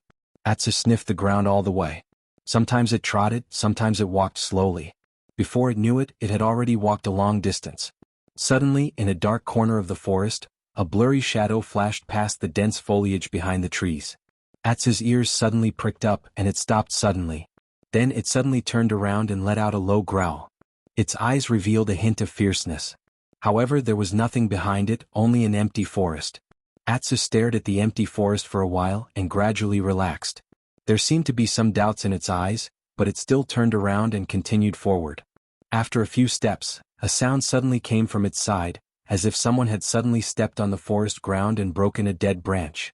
When the crack sound came, Atsu suddenly jumped up and bared its teeth in that direction, revealing its sharp fangs. In that direction, behind a thicket, there was a sudden movement of branches and leaves. Then, from behind the branches, a figure slowly appeared. An abnormally beautiful but somewhat cold little girl's face appeared behind the bushes. She looked at the black dog not far away with a strange look in her eyes. Chapter 100. In the depths of the forest it was quiet.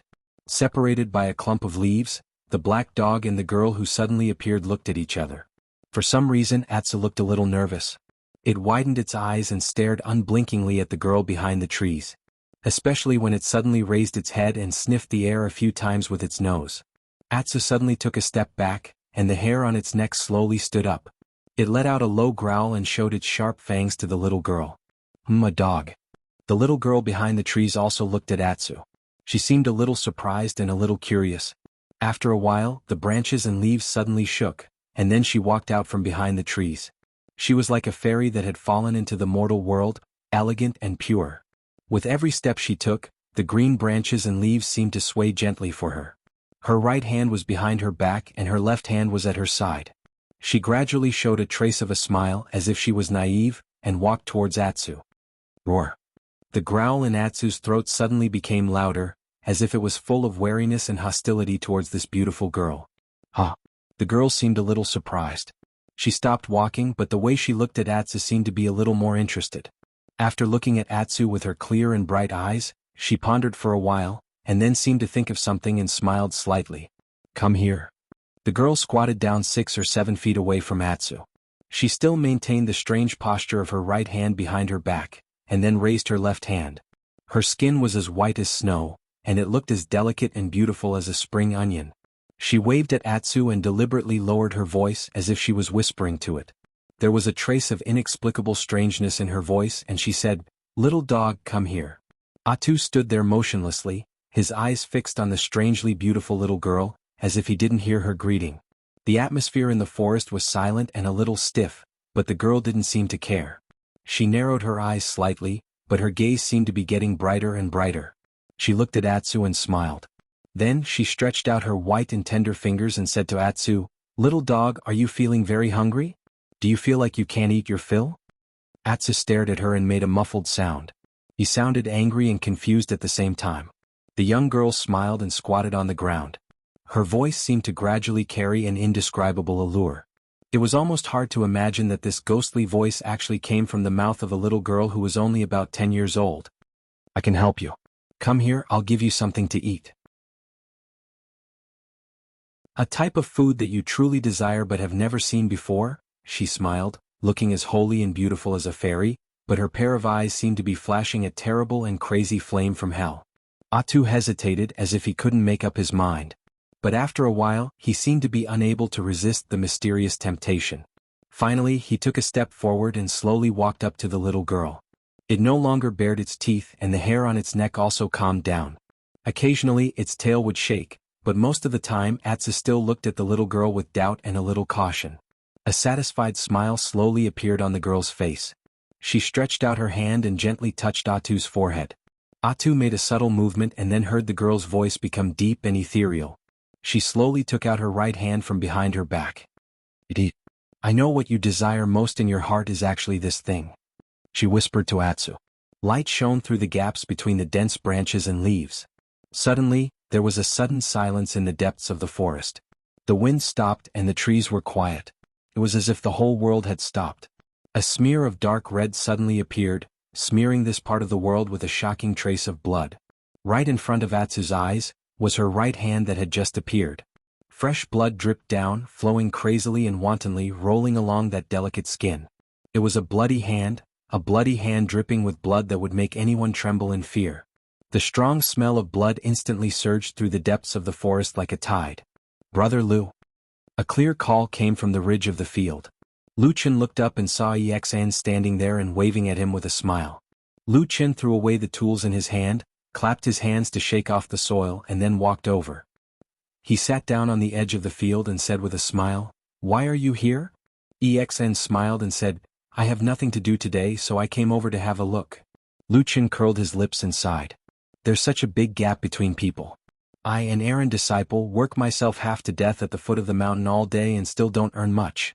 You, on the other hand, earn a lot of money every few days. It's just that the divine disc in your stomach has a few more pillars than mine. Exin was originally squatting beside him. Hearing this, her cheeks turned red. She hit Lu Chen and said, "You're talking nonsense again." Lu Chen laughed.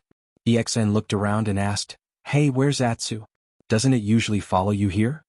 Lu Chen also looked around. Although he didn't see Atsu, he calmly said to Exin, "That stupid dog can't stay still. It likes to run around and it likes to hide in the forest. It probably ran into some forest again." "I see." Exin looked a little disappointed, but soon a trace of worry appeared on her face. She said to Lu Chen, "Brother Lu, Atsu just came here not long ago. This place is big and there are forests and ravines everywhere. Will Atsu get lost?" Lu Chen waved his hand indifferently and said, "It's okay, you don't have to worry." Exin looked at Lu Chen helplessly. She didn't know why this brother Lu was so confident. Anyway, if it was her, she wouldn't be able to do it. But now that they couldn't find Atsu, she had no choice but to suppress the trace of worry in her heart and said to Lu Chen, "Brother Lu, have you thought about what you want me to do?" Lu Chen looked at the mountains in the distance. Without turning his head, he casually replied, "What is it?" Exin said, "Didn't you say last time that if you help me come up with an idea, I will promise to do one thing for you?" "Well, that thing."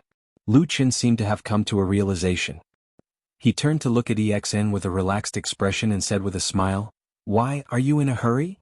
Exin shook her head and said, "Of course I'm not in a hurry. But that thing, you really helped me a lot.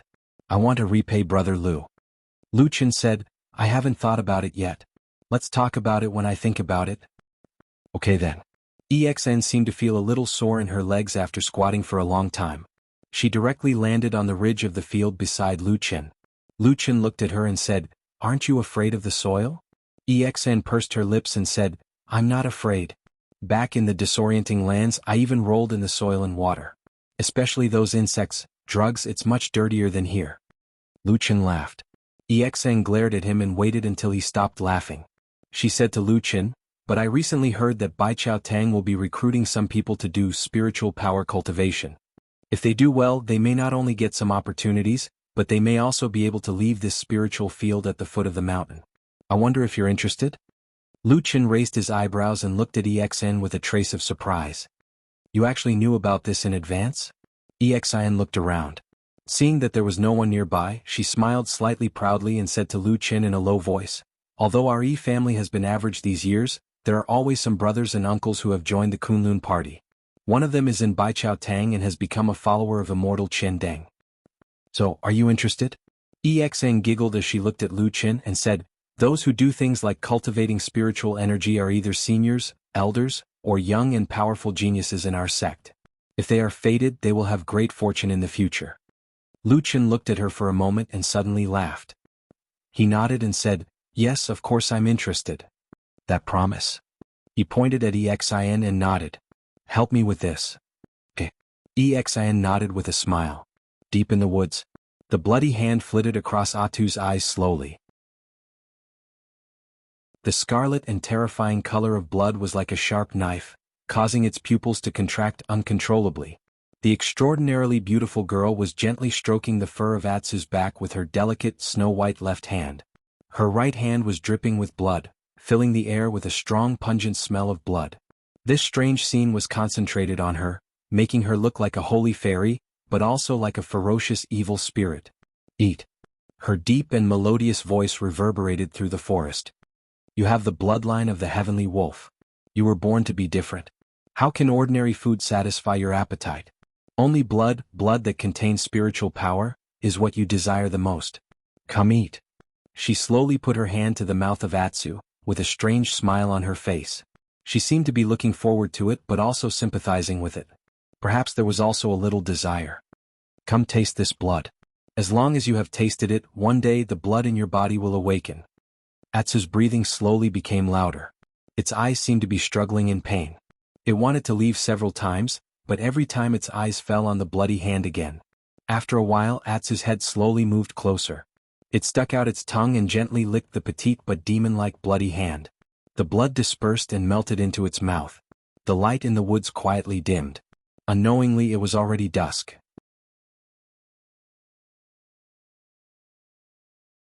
Chapter 101. At dusk, when the sky was about to turn dark, The sunset glow was still hanging in the western sky, like a burning flame, radiating an unusually beautiful and brilliant afterglow. Stone Pan Valley was already a little dark, and most of the Oddjob disciples had already left. Lu Qin and Exan were still sitting on the edge of the field, looking at the deserted surroundings, but only the two of them were left. A long time had passed and the sky was about to turn dark, but Atsu still hadn't come back. Exan was a little anxious, constantly looking around and at the same time, glancing at Lu Qin from time to time. Lu Qin also frowned slightly, looking a little surprised. They waited like this for a while, watching the sky get darker and darker, and the last ray of the sun was about to disappear. The vast Stone Pan Valley was about to be shrouded in darkness. Exan finally couldn't help but stand up and said to Lu Qin, "Brother Lu, let's go find Atsu?" Lu Qin frowned. "This valley is too big and we don't know where that stupid dog went. Plus it's dark, we can't find it." Suddenly Exan's eyes lit up and she said, "Could it be that Atsu ran back home by itself?" Lu Qin thought for a moment and said, "It shouldn't be these days, it has been with me every day and has never slipped away by itself. Oh, what should we do?" Exan was anxious and it seemed that she was really worried. Just as she was panicking, she suddenly heard Lu Qin, who was next to her, say, "Look over there." Exan looked in the direction that Lu Qin was pointing, and saw that on the other side of the field, on a path that had become very dark, suddenly a black shadow suddenly appeared, slowly walking out of the darkness and then approached them. The black shadow was not tall. When it got closer it really looked like Atu. But the strange thing was, Atu, who was usually lively and energetic even though he was lame but still loved to run, was walking abnormally slowly at this time. Step by step, it stepped on the field embankment, and the darkness silently surged around it, as if it had become one with its black fur. Only its pair of eyes faintly glowed in the dark valley, and it seemed a little different from usual. Exn shouted with joy, and her previous worry suddenly disappeared. She walked towards the black dog with a smile, and at the same time she opened her arms and said with a smile, "Stinky Atsu, I have been waiting for you for a long time today. Where did you go to play?" Atsu's footsteps slightly paused and it slowly raised its head. When it saw Exin running towards it, it immediately stopped. Behind Exin, Lu Qin looked at Atsu's eyes, and then followed without saying a word. Haha. In the blink of an eye, Exin had already run to Atsu's side, squatted down, and first touched Atsu's head with her hand. Then as usual, she touched the fur on Atsu's back with one hand, and held Atsu's head with the other, and played with it affectionately. Her white skin looked particularly beautiful and conspicuous in the night. Her slender neck and cheeks were right in front of Atsu's eyes, and from time to time she even leaned on it, accompanied by her cheerful and crisp voice. It seemed so warm. Atsu's pair of eyes stared closely at Exin's neck, which was very close to it. Its mouth slightly opened and closed as if it was panting. Gradually, it opened its mouth again, like a thirsty traveler seeing clear and sweet spring water in front of it. Its snow-white sharp fangs were shining at the edge of its mouth, giving off a sense of coldness. Its head faintly shrank back and then slowly stretched forward, as if responding to Exin's joyful hug, and slowly approached the girl's white neck. Sharp fangs and blood vessels that seemed like they could be broken with a single blow were very close. Suddenly, a hand suddenly stretched out from the dark shadow, passed through Exin's shoulder and pressed down, covering the black dog's eyes. That pair of deep and serene eyes suddenly disappeared in the darkness of the night. Atsu's body suddenly shook and its body trembled. The hair on its neck suddenly stood up, but it instantly calmed down. Everything happened so fast that it was almost invisible to the naked eye. In the blink of an eye, it quieted down again, standing still in the same place, letting Lu Chen's palm cover its eyes. "You stupid dog, where did you run off to?" Lu Chen laughed and scolded Atsu. His palm was still covering Atsu's eyes, and his body was also squatting beside Atsu, looking like he was covering Atsu's head. Then he turned his head and said to Exin with a smile, "But we are finally back. It's getting late and there will be curfew later. It seems that we won't be able to play today, let's go back." Exin hesitated for a moment and then said with a smile, "Okay." As she said that, she touched Atsu's soft fur again and said with a smile, "Atsu, listen to Brother Lu, I will come to play with you tomorrow, okay? But you can't just run out and come back so late again." Atsu stood still, its eyes were still covered by Lu Chen's hand, and it remained silent. However, its mouth slightly opened and closed, and a dark light flashed past its sharp white fangs. "Don't worry, I will find a rope to tie it to a tree later, and see if it can still run away." "Ah, then don't." Atsu is so pitiful, Exin immediately protested. Luchin smiled and nodded and said, "Up to you, I won't tie it up if you say so." Exin suddenly became happy. She nodded and smiled at Luchin, then patted Atsu's head again and turned to walk away. After a few steps, she suddenly seemed to think of something and looked back. She saw that on the ridge of the field, Luchin was still gently pressing Atsu's eyes. A man and a dog were side by side, and their posture seemed a little strange. "Brother Lu, why do you always cover Atsu's eyes?" Exin asked loudly. "Oh, this stupid dog is not obedient, I have to teach it a lesson. I will bring it back later," Luchin replied with a smile. Exin replied with an "oh," turned around and continued to walk and soon disappeared into the night. When the last remnant of the girl also disappeared, only Luchin and Atsu were left in the entire valley. At this time, the sky was completely dark and darkness spread from all directions, completely swallowing their figures. In the darkness, Atsu was still standing quietly as if it was waiting for something. After a while, it suddenly felt that its eyes were loosened, and then the palm that was covering its eyes slowly moved away. The face of the man in the darkness appeared in front of it, like a shadow in the dark night, blurry and indistinct. There was only a pair of bright but stern eyes, staring coldly into Atsu's eyes. Between heaven and earth, suddenly, there was a cold wind blowing. It was bone-chilling as if it could freeze and solidify blood. Atsu took a step back, then slowly, gently lowered its body to the ground, like an obedient subject, bowing its head in front of a powerful king. In its mouth there was a low whimpering sound. Luchin stared at Atsu for a while, suddenly stood up, turned around and walked away. At the same time he said lightly, "It's late, let's go back." In a secluded valley in a simple and deserted hut, Luchin lit a candle. The door was closed and the window was tightly shut, so this lonely hut seemed to be isolated from the outside world, becoming a small world. Atsu was lying at Luchin's feet, looking a little sleepy and tired, but it didn't fall asleep. It put its head close to Luchin's ankle, slightly rubbing against it. Its long black tail would shake from time to time, but it was still unusually quiet. Luchin sat alone in silence for a long time, frowning slightly as if he was thinking about something. After a long time he suddenly bent down and sat directly on the ground. At the same time he reached out and picked up Atsu and put it on his feet. An inexplicable aura seemed to be faintly exuding from his body. Atsu twisted its body uneasily, but after glancing at the expressionless Luchin, it quickly calmed down and quietly lay in his arms. Luchin's eyes swept over Atsu's body, staying for a long time on its eyes, then suddenly reached out and opened Atsu's mouth. Snow-white sharp fangs were exposed in front of him, mixed with a faint, almost imperceptible smell of blood. Luchin's expression changed slightly.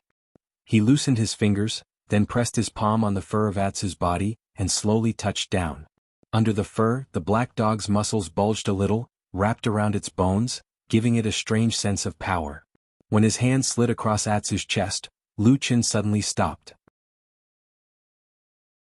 Through the muscles and fur in the chest, there was a heart beating strongly. Strong, fast, and violent, beating far better than ordinary beasts and far better than his usual self. There was a trace of haze in the depths of Luchin's eyes, but there was not much change in his expression. After feeling the strange heartbeat of Atsu for a while, his palm slid down again, touching the back of Atsu's back. Suddenly there was a little moisture in his hand. Luchin looked down slightly, and saw a dark shadow between Atsu's black fur. It seemed to be the remnants of blood that had flowed through, emitting a subtle smell between the dry and bloody smell. Then not far away there was another similar small bloodstain. Luchin touched it bit by bit, and pieces of remnant traces gradually appeared on Atsu's fur. Some of them were attached to the surface, and some had penetrated deep into the skin. Then they converged together and finally formed a shape. Luchin's expression turned cold for the first time, and his gaze was as cold as a knife. He looked at the thing that was formed by traces of blood on the back of the black dog in front of him. It was a handprint. A handprint formed by blood. He suddenly covered it with his palm, and then found that the handprint seemed to be only half the size of his palm, as if it was a child's palm, stained with blood, and left this bloody handprint on Atsu's body. The night was getting darker and suddenly, a cold wind blew by, abruptly knocking open the window of the house. The cold wind rushed in and abruptly blew out the candle flame. The whole world suddenly turned dark.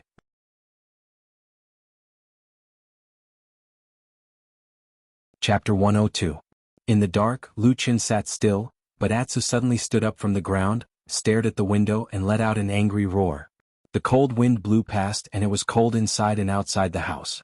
Inside the house, one couldn't even see their own fingers, and outside the house, there was a boundless black sea.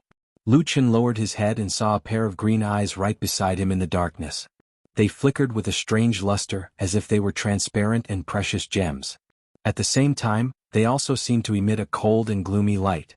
It was as if an evil spirit was silently staring at him. As if feeling his gaze, Atsu also withdrew its gaze and looked up at Lucian. The eyes of a man and a dog met in the air.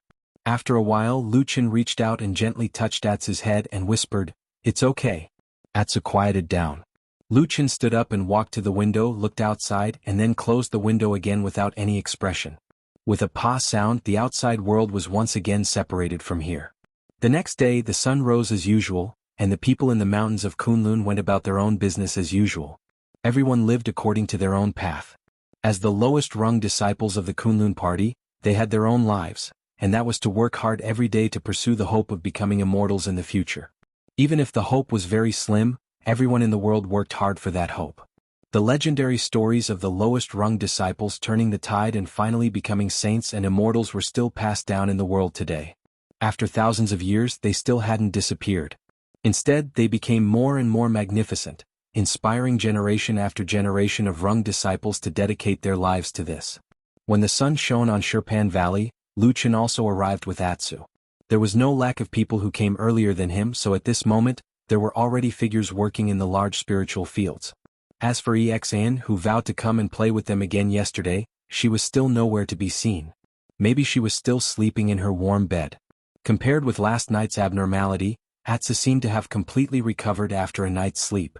Following closely behind Lucian, it limped around, sniffed, and looked no different from usual. Lucian also acted as if nothing had happened last night. He calmly did his own things. After arriving at the spiritual field, he went down to the field and didn't pay much attention to Atsu. Of course, he didn't find a rope to tie Atsu to a tree like what he told Exan yesterday. In the beginning, Atsu was still playing around Lu Chen's spiritual field. However, after playing for a while, it became a little bored. After looking around for a while, it barked at Lucian twice. Lucian didn't look back as if he didn't hear it. Atsu hesitated for a while, then ran away by itself. Nowadays, Atsu was very familiar with the Shurpan Valley. The crisscrossed ridges of the fields were no problem for it. Soon, it ran out of the spiritual field and came to the edge of the forest. However, as it walked, the forest appeared in front of it again. It stood silently in front of the black dog. Atsu was obviously a little hesitant. After hesitating for a while, it lay down on the ground and stood up again. After walking a few rounds, it finally slowly walked into the forest. This forest was very cold. The deeper it went, the quieter it became. Gradually, it seemed that even the sound of birds could not be heard. The forest should be full of vitality, but for some reason, it gave people a sense of coldness and desolation. Atsu walked slowly, his pair of dog eyes looking around vigilantly as if he was very careful. After walking for a while, it suddenly stopped and looked around. It found that this was the place where it met the mysterious little girl yesterday. Woof woof woof, Atsu barked twice. A gentle breeze blew through the forest, and the green leaves swayed gently, but no one responded. Atsu waited for a while. It seemed to be a little confused, but it also seemed to be relieved. It turned around and was ready to leave. However, at this moment, a low laugh suddenly came from the depths of the forest. The voice was clear and melodious, like a wind chime gently swaying in the breeze. The person was not there, but it was already a beautiful picture. After a moment, the voice was soft, drifting with the wind. "Puppy, come." Atsu widened its eyes and looked at the dense trees in the depths of the forest. After a moment of hesitation, it still walked over. A few fresh green leaves that had yet to wither strangely fell from the tree overhead. The leaves swayed slightly, and a moment later, a beautiful and immature face of a little girl appeared from behind the leaves. She looked at Atsu with interest and giggled. Her eyes flashed with a strange light, like the eyes of a snake, beautiful and dangerous. Or, because of the danger, there was a strange beauty. Atsu suddenly stopped and raised its nose to sniff the air. There was the smell of blood. It was much stronger than yesterday. "You smell it?" The little girl looked at Atsu and smiled. Then she stretched out her white and tender left hand and waved at it. "Come here, I'll show you something." Atsu hesitated for a moment and stared at the little girl. For some reason it did not continue to move forward. The girl seemed a little surprised. After thinking for a while, the smile on her lips seemed to be a little wider. She did not say anything more and just slowly pushed the branches and leaves in front of her. A blood-red light flashed in front of it in an instant, and the smell of blood in the air became thicker. "Come here, don't you like the smell of blood the most?" The beautiful girl's soft voice seemed to be inexplicably tempting. "Don't be afraid, you were born to drink blood. Come here, come here." Atsu's body began to tremble slowly, and its eyes flickered with a strange light. But at this moment, suddenly, on the other side of the forest, someone suddenly snorted. Suddenly, a black shadow flashed like a ghost, and swept into the back of the forest in a blink of an eye. It was Luchin. A cry of surprise suddenly came from the back of the forest. Atsu was also stunned on the spot, as if it was dumbfounded for a moment. And in this short span of a few breaths, there was a series of muffled sounds. No one knew what was happening behind the thicket, but after a while, there was a sudden roar, and a large tree was directly snapped in half. The entire thicket came crashing down. The incomparably strong smell of blood instantly hit them in the face, and the dark red color soared into the air. On the ground behind the forest, there was an unrecognizable beast lying on the ground.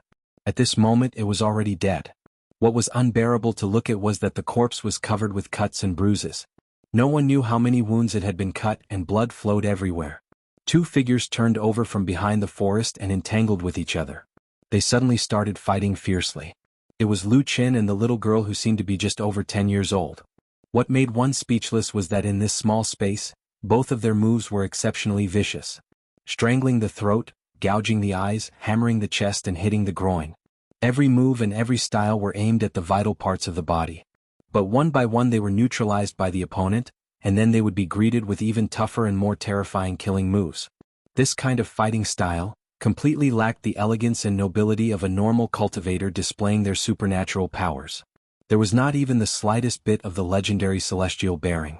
How was this the Kunlun Mountains of a famous cultivation sect? This was clearly the most despicable and vicious killer in the mortal world. The most shocking thing was that the little girl was obviously very young, but she was so ferocious that it made people's hair stand on end. She was even no weaker than Lu Qin. But in the end, Lu Qin seemed to have the upper hand. It was not because of his viciousness and profound skills. But in this strange yet exceptionally dangerous close combat, the little girl's strength after sustaining for a while finally weakened. The beast's blood stained their bodies, and even the girl's beautiful face was stained with blood, making her look even more ferocious and ferocious. She panted fiercely, both her hands were grabbed by Lu Qin. Suddenly she screamed and directly used her teeth to bite Lu Qin's throat. This time Lu Qin was caught unprepared. He groaned in pain and felt a burst of pain coming from his neck.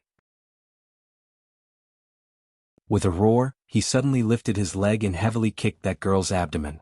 The girl cried out involuntarily. Her entire body was sent flying by the impact, but she floated in the wind for a while. She trembled at first, but she quickly restrained herself. Like a feather, she landed directly on a tree trunk, and then silently slid down. Like a ferocious cub. Her face was stained with blood, her eyes filled with murderous intent. Panting heavily, she coldly looked at Lu Qin. Lu Qin reached out and touched his neck. His hand was wet. When he put it in front of his eyes, half of his palm was covered in blood. He raised his head and glanced at the girl not far away. Then, without changing his expression, he tore off a piece of his robe, wrapped it around his neck and tied a knot. "You're even fiercer than a dog," Lu Qin said. The girl narrowed her eyes slightly, and a dangerous light flashed in the depths of her eyes. Suddenly her body shot out like a spring, but she did not pounce on Lu Qin. Instead, she strangely rushed towards the black dog standing on the side. The sound of the wind was fierce, and the momentum was like a knife, as if it would tear Atsu apart in the next moment. This caused the black dog's body to curl up and retreat in fear. At this moment, Lu Qin's figure suddenly cut in from the side. In an instant he knocked away the terrifying girl in midair. At the same time he shouted, "Run, Atsu!" Atsu was still in a state of shock.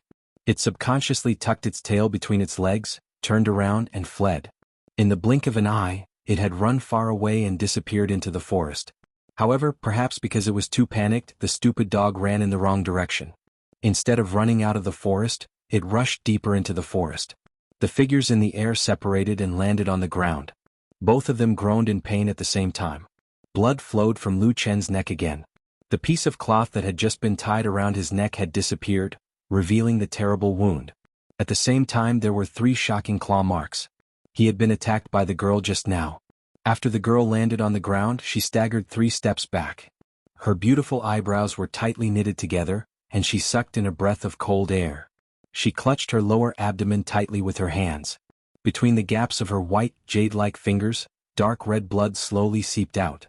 Among the bloodstains under her clothes, there was a vague, bloody wound. It was a sword wound. It was a wound that had been ruthlessly stabbed by a sword. It was a merciless, murderous wound. In the midst of the blood, her face became pale.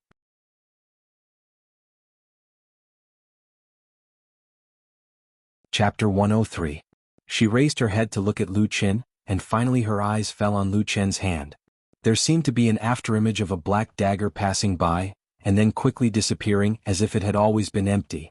The girl's cheeks became increasingly pale, and more blood flowed out of her lower abdomen, dyeing her fingers red. Only her eyes were still sharp and fierce, with a trace of coldness, coldly looking at Lu Chen. After a moment she suddenly opened her mouth and said, "I'm only 10 years old and you actually dare to do this to me?" Lu Chen's expression did not change in the slightest and said, "I just don't want to die." Bah! The girl sneered, "You're a man, yet you still have so many excuses to bully me. Do you really not feel embarrassed?" Lu Chen did not answer her, and after looking at her thoughtfully for a moment, he suddenly walked towards the girl. The girl suddenly seemed a little nervous and her body shrank back a little and suddenly shouted, "You can't kill me." Lu Chen stood in front of her and looked at the girl whose height did not even reach his chest. For a moment he also felt that it was unreal. No one would have thought that this girl, who was as beautiful as a fairy, would actually have such a dangerous and cruel side. The scene of seeing her at the Kunlun mountain gate that day flashed in his mind. Lu Chen's heart moved and he frowned. "Why? I have a great background. If you dare to touch me, you're dead." The girl fiercely threatened him. Lu Chen raised his eyebrows as if he was a little interested and said, "Oh, so powerful? Tell me." The girl seemed to hesitate for a moment, but glanced at Lu Chen's eyes that seemed to vaguely become a little cold and hurriedly said, "I'm about to become Hakushin Jinkuin's 3rd pro-disciple." This time, Lu Chen was really shocked and he couldn't help but size up the girl again. What kind of person was Hakushin Jinkuin? In the Kunlun party, he was a peerless master who stood side by side with Lord Tianlan. Even the current leader of the Kunlun party, Immortal Idol Month, was only his eldest disciple. Everyone knew that Hakushin Jinkuin only had 2 disciples. One was Jinren Idol Month, and the other was Jindan Friar Zhuoxian. In the past 60 years, no one in the Kunlun party had ever heard of Hakushin Jinkuin having the thought of accepting a disciple. That was a perfected cultivator of the soul formation level, the most powerful figure in the cultivation world of the Divine Land. A 10-year-old girl actually dared to say that she wanted to become a disciple of a true monarch? Lu Chen's first reaction was that the girl was lying. But soon he suddenly remembered a piece of news that old Ma had told him in private in Kunwa City that day. He frowned and took a step forward, almost within reach of her. He stared into the girl's eyes and said, "Could it be that you're the legendary genius of the 5 pillars that only appears once in 1,000 years?" The girl was startled. She seemed a little surprised, but then she said with a bit of arrogance, "Yes, it's me. Now you know that I didn't lie to you." Before she finished speaking, Lu Chen suddenly raised his hand and struck the back of the girl's head. Immediately the girl's beautiful face turned pale. She let out a low groan and her body fell forward. Halfway through, she closed her eyes and fainted. Lu Chen reached out and hugged her.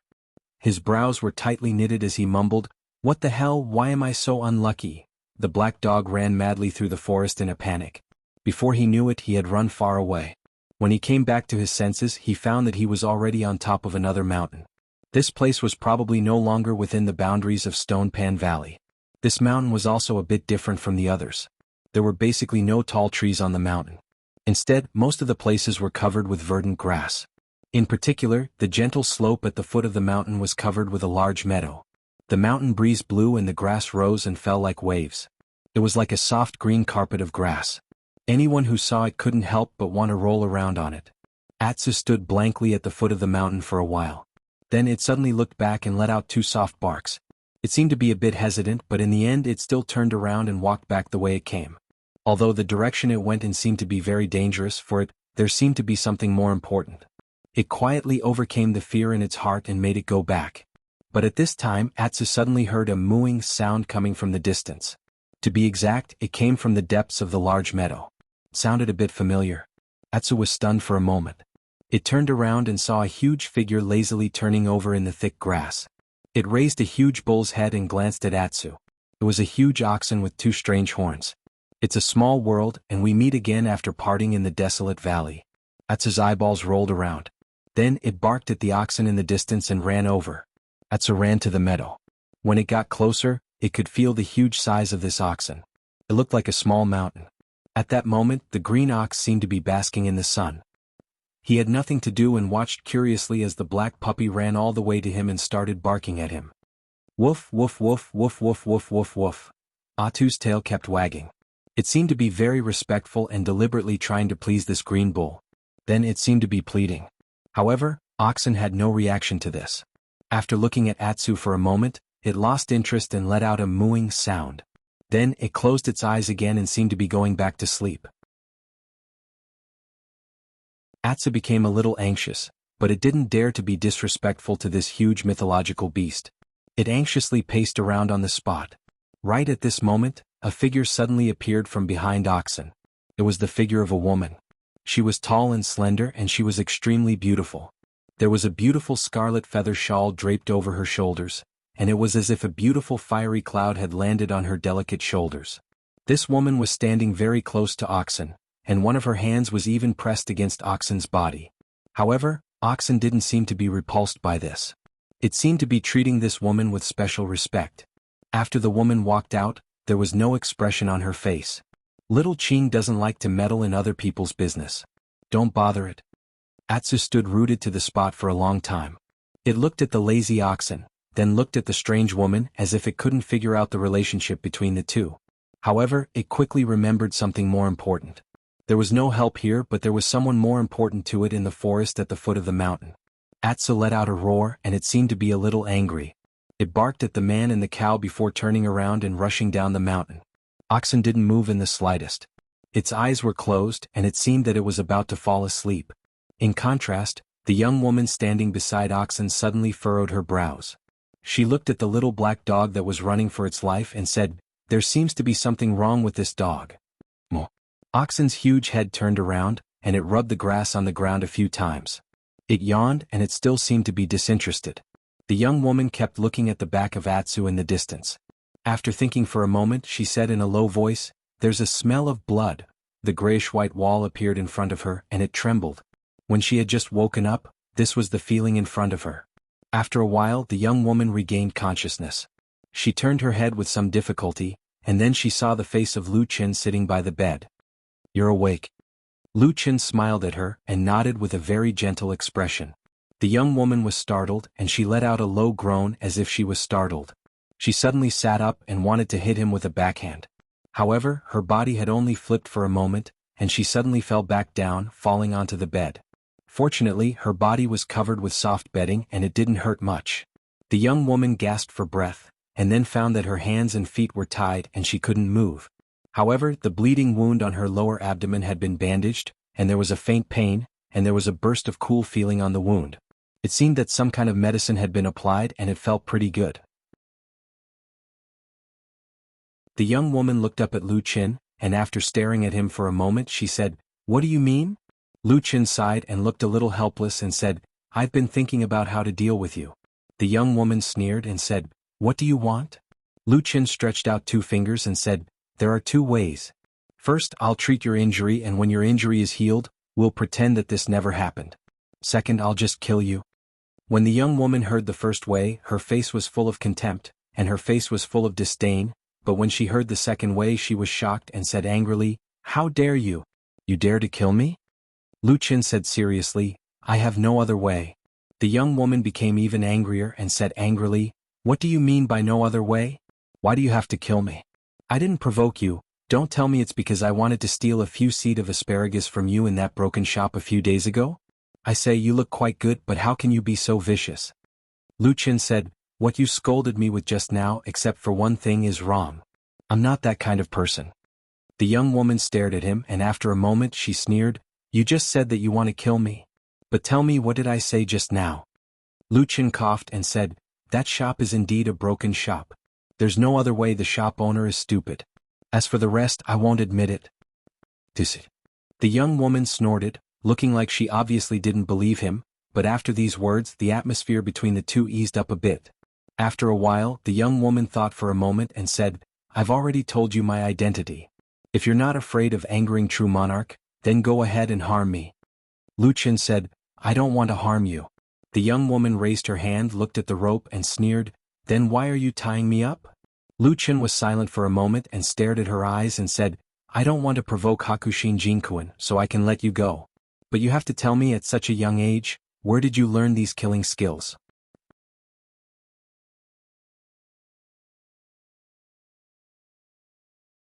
Chapter 104. I don't have the ability to kill people. The little girl flatly denied and sneered, go out and ask around. I'm a girl who grew up in Kunwa cities by clan. I'm pure, upright, dignified, gentle and lovable. It would be strange if anyone would believe your words. Lu Chen was silent for a moment, then said, you're more powerful than I thought. After a pause he said, by clan's member? White Lotus. The girl glanced at him and asked, what about you? Lu Chen. White Lotus, who was born with a devastatingly beautiful face at such a young age, sized up Lu Chen with her bright eyes, then looked around the room and said, you're still a part-time disciple? Lu Chen smiled and said, my aptitude isn't good. I've made a fool of myself. White Lotus seemed to be a bit young after all. After hearing this compliment, a complacent expression appeared on her face. But very soon, her face suddenly darkened and she spat and said, Pa, you can still catch me with your aptitude? You're beating around the bush to scold me. Lu Chen smiled and shook his head, not saying anything. White Lotus rolled her eyes and suddenly looked at him with interest. She said, speaking of which, how can a part-time disciple have such messy abilities? What's your background? Lu Chen said, I used to kill pigs. I've seen blood and fought before. Later I felt that killing pigs was boring, so I wanted to become an immortal and gain the Tao. That's why I went through untold hardships to come to the Kunlun party. Butcher. The smile on White Lotus's face suddenly froze. As Lu Chen spoke, although he looked relaxed on the surface, his mind was spinning rapidly. This girl, White Lotus, was obviously a huge trouble. If he didn't handle it carefully, it could bring about endless troubles in the future. Thinking of this, even he, who was always calm, couldn't help but complain in his heart. He thought to himself, nowadays even a 10-year-old girl is so scary. What will happen when she grows up? At this moment, the two of them suddenly heard a rustling sound coming from the door. White Lotus's eyes lit up, but Lu Chen stood up calmly and walked to the door to open it. A black shadow darted in with a swoosh. It was Black Dog. As soon as it came in, it intimately rubbed against Lu Chen's side and wagged its tail with all its might, looking like it was flattering Lu Chen. Lu Chen closed the door and scolded with a smile, don't pretend to be stupid. I still remember how you abandoned me and ran away by yourself. Atsu suddenly let out a low whimper, looking a little sad. But at this moment, a sneer suddenly came from the other side of the bed. It was White Lotus who was lying there and sneered, who's pretending? I clearly remember that you told this Black Dog to run away first, and now you're blaming the dog? Can't you have a conscience when you speak, uncle? Uncle? Lu Chen's face darkened, but before he could retort, Atu had already turned around to look at the young girl lying on the bed. He immediately let out an angry roar as the hair on his neck stood on end. He bared his teeth and roared fiercely at Bai Lian. It looked like he was about to rush up and bite her if he didn't agree with him. Uncle. Lu Chen's expression darkened. White Lotus, however, was not afraid at all. She looked at Atsu and sneered, stupid dog, if you bark at me again I'll skin you. Atsu was getting more and more annoyed, but it seemed that it was really a little afraid of White Lotus. It barked repeatedly, but it stayed at the feet of Lu Chen and did not rush forward even half a step. Lu Chen kicked Atsu's butt and scolded, idiot, she's tied up by me. What are you afraid of? Atsu stared at White Lotus. Sure enough, it saw that White Lotus was lying on the bed with her hands and feet tied up. It suddenly became excited and rushed over with a loud bark. It rushed in front of White Lotus like a wolf or a tiger, opened its big mouth and bit randomly in the air, threatening her. White Lotus was so angry that her little face turned pale. She blocked a few times with her hands and then said angrily, stupid dog, you're really as heartless as your master. Did you forget that I gave you your favorite thing? Atu whimpered a couple of times. It looked like it couldn't understand human language anymore, but it still managed to sneak a peek at Lu Qin from the corner of its eyes as it bared its fangs. Lu Qin walked over and said with a slight frown, "By the way, this is also something I want to ask you. How do you know about blood food?" White Lotus' face suddenly changed, but then she snorted and turned her head away.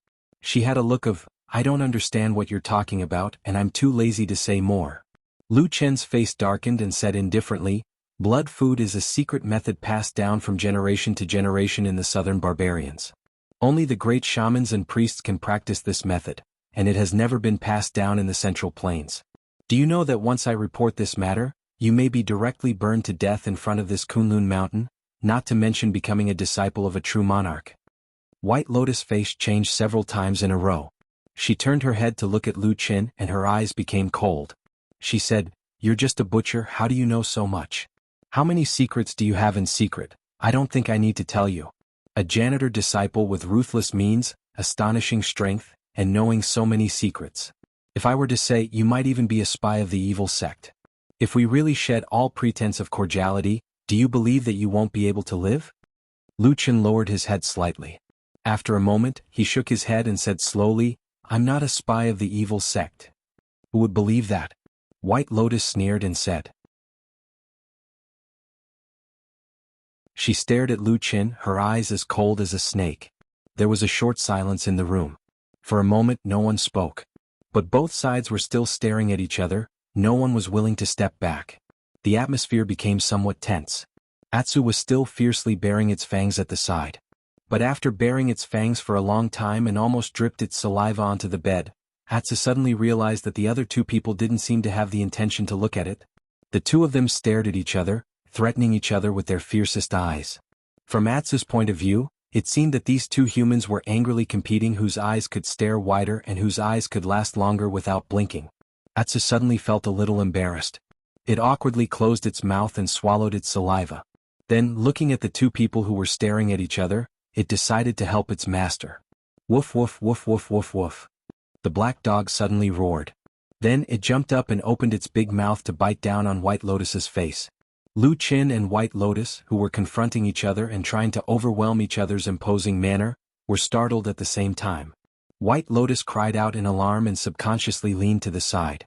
But Atsu was very close to her, so how could she dodge in such a hurry? In a moment of desperation, White Lotus's complexion suddenly darkened. Her bound wrists suddenly leaned against her chest as if she had grabbed something. On the side, Lu Chen's heart stirred. He hastily shouted, "Atsu, don't act recklessly."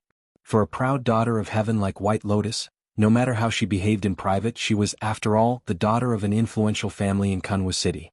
Moreover, she was destined to become Hakushin Jinkuin's disciple. It would be strange if a person with such an identity didn't have any life-saving trump cards. But in that split second, Atsu's body paused for a moment. All of a sudden, an emerald green light shone out from White Lotus's chest and fell on Atsu's body. Atsu's body suddenly stopped in midair. It didn't go up nor go down, just hovering in the air a few feet above the ground. The inexplicable black dog was somewhat puzzled and afraid. Its ferocious appearance disappeared, and it looked around for a moment before barking at Lu Chen. Lu Chen's complexion changed when the green light shot out, but then he felt that the power within it wasn't fierce and it didn't have any killing intent, so his expression relaxed a little. At this moment he shook his head and no longer cared about Atsu. Instead he turned to White Lotus and said, "I don't care what you think. In short, from the beginning I didn't take the initiative to cause trouble for you. Since both of us have some unspeakable secrets, I think we might as well shake hands and make up. What do you think?" White Lotus's pair of bright eyes stared at Lu Qin, as if trying to see through the heart of the man in front of her. After a moment she suddenly sneered and said, "Don't just say nice things, let me go first." Lu Qin nodded and said, "Of course, but with your life-saving skills, this bit of rope shouldn't be able to trap you." White Lotus smiled and said, "Uncle, I can't tell, you're almost a demon." As she said that, the green light in front of her suddenly flashed, and Atsu was bounced out and fell on the ground beside the bed. Then the green light slightly sank, flashed past her hands and feet, and the ropes immediately broke. White Lotus rubbed her wrist and sat up, then looked at Lu Chen with a smile that was not a smile and said, "Then let's have a good chat now?"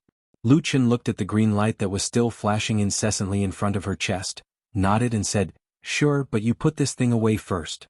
White Lotus snorted and said, "I'll put it away, who knows if you will suddenly get greedy and try to harm me again." Lu Chen said, "If I want to harm you just now when you weren't awake, I have already done it countless times." White Lotus's cheeks turned slightly red, glared at him and said, "Already so old, fighting with a little girl like me and still using underhanded methods to plot against me, don't you have any shame?" Lu Chen closed his eyes, shook his head and pretended not to hear. After a sigh he said, "Quickly put it away." White Lotus took a deep breath, turned her wrist, the green light flashed and slowly retracted back into her palm. Lu Chen looked at the green light with some curiosity and said, "I have never heard of such a treasure before. It seems to be incomparably rich in wood spiritual qi. Is it some kind of wood heavenly treasure?" White Lotus didn't pay attention to him, probably because she didn't want to reveal the secret. The green light in her palm flickered, wavering non-stop. Lu Chen waited for a while but saw that the green light didn't seem to retract much. He couldn't help but said, "Hey, do you still want to talk or not? Why did you take so long to retract this thing?" Before he finished speaking, he suddenly heard White Lotus cry out in alarm. Her face instantly turned pale and she said involuntarily, "No, why can't I control it?" Lu Chen's heart jumped. He suddenly looked up, only to see that the green light suddenly burst out in White Lotus's palm. The light was so bright that he could even faintly hear a terrifying whistling sound, like a violent wind passing by. After a moment, a green light suddenly rushed out, like a sharp sword. It directly pierced into Lu Chen's heart.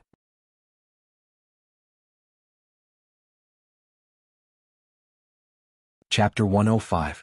Lu Chen's first reaction was that this little girl, White Lotus, was really vicious and ruthless, not forgetting to silence people at all times. This kind of ferocious temperament, it was really the first time he had seen in his life. Most likely even the evil faction people could not compare to her. But in that split second, he saw that White Lotus's face was indeed filled with fear, and her entire body was suddenly wrapped by the bright green light, and then inexplicably floated up, letting out a scream. The green light that tore through the air was like an unstoppable tidal wave. Its speed was as fast as lightning and it instantly filled the small house. Lu Chen had almost no time to react. With a loud bang, the emerald green light beam that seemed to be solid heavily hit his chest. Lu Chen's entire body shook, a muffled sound, his entire body flew out, hit the wall behind him, a trace of blood flowed down from the corner of his mouth. But very quickly he seemed to feel something, his expression changed greatly, looked down at his chest. That emerald green light beam shone straight on his chest, in the depths of the light, to be exact, in his chest cavity, in his heart where blood was boiling, a gentle white light, in that intense green light, quietly emitted out, like in a vast sea of raging waves, there was a pure white flower towering majestically. But in the next moment, all the green light suddenly became 30% more intense, as if it had been stimulated by something. It expanded crazily and surged toward Lu Chen's chest from all directions. Wherever the light passed, the tables, chairs, and beds all floated up, and then were twisted and broken by a violent force. The room was in a mess and even the surrounding walls were trembling slightly. It looked like the room was about to collapse. Lu Chen felt as if all the blood and flesh in his body were boiling. His face contorted as he howled in pain. He suddenly raised his head and roared at the White Lotus in front of him, "Quickly suppress this light or we'll all die." But after he shouted, he found that the girl in front of him, White Lotus, was still floating in mid-air, but her black hair was fluttering and her eyes were closed. He did not know when she had fainted. Not far from her, the black dog was also swept up by the strange green light. It spun around in the air and barked a few times in panic. Suddenly, its head tilted to one side and it seemed to have lost consciousness. The surging power was like a tide, crazily surging towards Lu Chen. In that instant, Lu Chen felt as if his entire body was about to fall apart. At this critical moment, he forcefully endured the intense pain, suddenly gritted his teeth and with a low growl, he desperately used his hand to press against his chest. The gentle light in the depths of the green light seemed to be flickering in his palm, wind and fingertips. In the next moment, all the power suddenly came to a halt. It was as if the world had gone silent and time had frozen. The green light was like solidified green ice, flashing a strange light in the air. The man and the dog, who were floating in the air, were frozen for a moment. Then, after that moment, everything disappeared with a loud bang. The light dissipated with a roar, the figure disappeared into thin air, everything returned to nothingness. In the small hut, like a whirlwind sweeping away the clouds, everything disappeared. Green light, Lu Chen, White Lotus and even Atsu, in the blink of an eye, all disappeared. Only the garbage fragments that were originally blown into the air suddenly lost their support, and then like rain they fell to the ground, a mess. After an unknown period of time, Lucien suddenly felt a warm and moist feeling on his face. He shook his head, feeling that his eyes and ears had not calmed down, it was still a mess. He closed his eyes and rested for a while, that strange feeling slowly receded, and then he opened his eyes. A tongue licked him next to him, a low whining sound came, it was Atsu's voice. Lucien took a deep breath, smiled at Atsu and then sat up. When his body was only halfway up, he sucked in a breath of cold air and almost fell down again. He quickly used his hands to support himself on the ground, and only then did he stabilize his body. At this moment he only felt a strong pain coming from many parts of his body, especially his chest, which was the most uncomfortable. He touched the position of his chest with his hand, but found that there was actually no wound there. It seemed that the feeling just now was just an illusion. Lucien calmed himself down, then turned his head to look around. At this moment he was in the mysterious tree-hole-like space that he entered a long time ago. The ancient and mottled tree wall stood silently with the misty green air, and in the center of this tree-hole, the puddle was still there, the water was clear and transparent, but it was no longer full of vitality. If one took a closer look, they would notice that there was a tiny and dark shadow hiding in the clear water somewhere in the depths of the water. It was like a dark flame, quietly burning. On the other side of the puddle, there was another petite figure lying on the ground 3 feet away, it was White Lotus. But at this moment she was lying there with her eyes closed, her face slightly pale, and she was motionless for a long time as if she was still in a coma. Lucien frowned, withdrew his gaze and glanced at Atsu beside him, only to find that both he and White Lotus did not seem to be in a good condition. Only Atsu did not know why, after the torment just now, at this moment, it seemed like nothing had happened, walking back and forth freely beside him, and at the same time, looking curiously at the small world in the tree hole that he had never seen before. It seems that you are the first to wake up. Lucien touched Atsu's head. Atsu grinned and seemed to be in a good mood.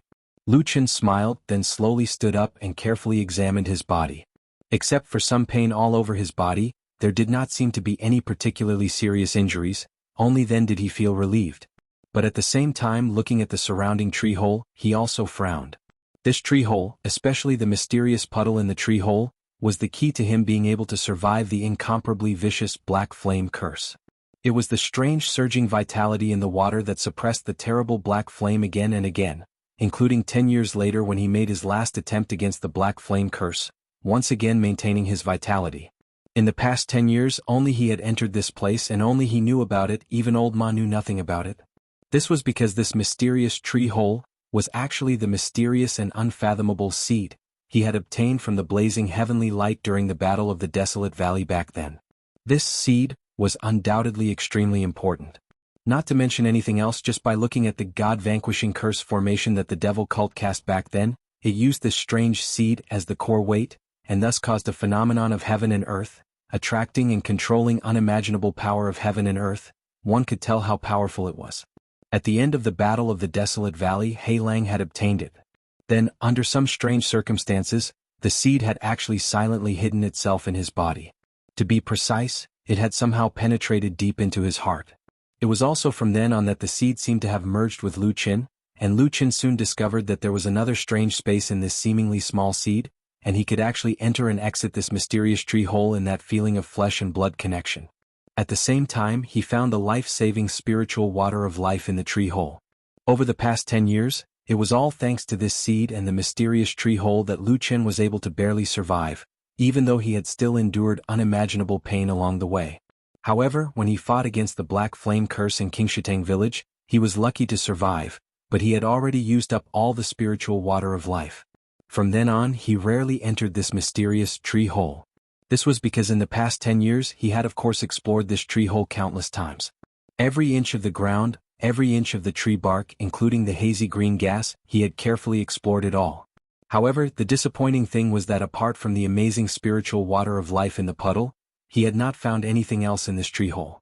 It seemed like this was just a space that contained the spiritual water of life. Even so, it was actually quite amazing. Lucien was not a greedy person, so after his fruitless exploration he did not continue. Until today when the green light suddenly brought him, White Lotus and Atsu into this place. Green light. Lu Qin suddenly raised his eyebrows and suddenly turned around, his eyes bright as he looked at White Lotus, who was still unconscious on the ground. Walking around the puddle, Lu Qin slowly walked to White Lotus's side and then squatted down. His gaze lingered on White Lotus's young but beautiful face for a moment. She was still unconscious and looked like she was asleep. At this moment she was so quiet that she was like an ordinary girl. The inexplicable fragrance of innocence was like a flower that had just bloomed, and there was a breathtaking beauty about her. Some of her black hair slid down from her temples and rested on her gentle and fair cheeks. The little girl seemed to be dreaming of something.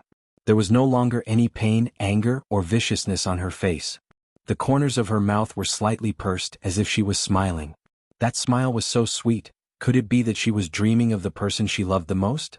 Lu Qin had never seen a person's temperament change so much when they were asleep. However, he quickly thought of something else. When White Lotus was awake in front of others, she seemed to have the temperament of a cold fairy. This little 10-year-old girl, how could she have so many different faces? Which one was the real one? Lu Qin silently stared at her beautiful face for a moment, then his gaze moved down to White Lotus's chest. Under the corner of her clothes, there was a soft but green radiance quietly flashing.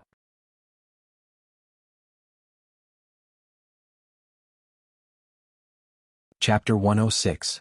The faint light under the lapel was extremely green. It looked as if it was real, like the greenest and most crystalline jade. It was obviously of the same origin as the green light that had suddenly erupted before, but the difference in power was like heaven and earth. Lu Qin pondered for a moment and lifted the corner of the lapel. Sure enough, on the girl's snow-white neck, there was a pendant hanging on a thin string. It was shaped like a bamboo branch and it was as thick as a thumb. It was green all over and it was full of spiritual energy in the light. It was hard to imagine that the violent scene that had suddenly appeared was caused by this warm, jade-green object. But all of this was not important. The most important thing was that Lu Qin clearly remembered that this green twig pendant actually resonated with the seed in his body before, and it was precisely because of this that all kinds of strange phenomena occurred.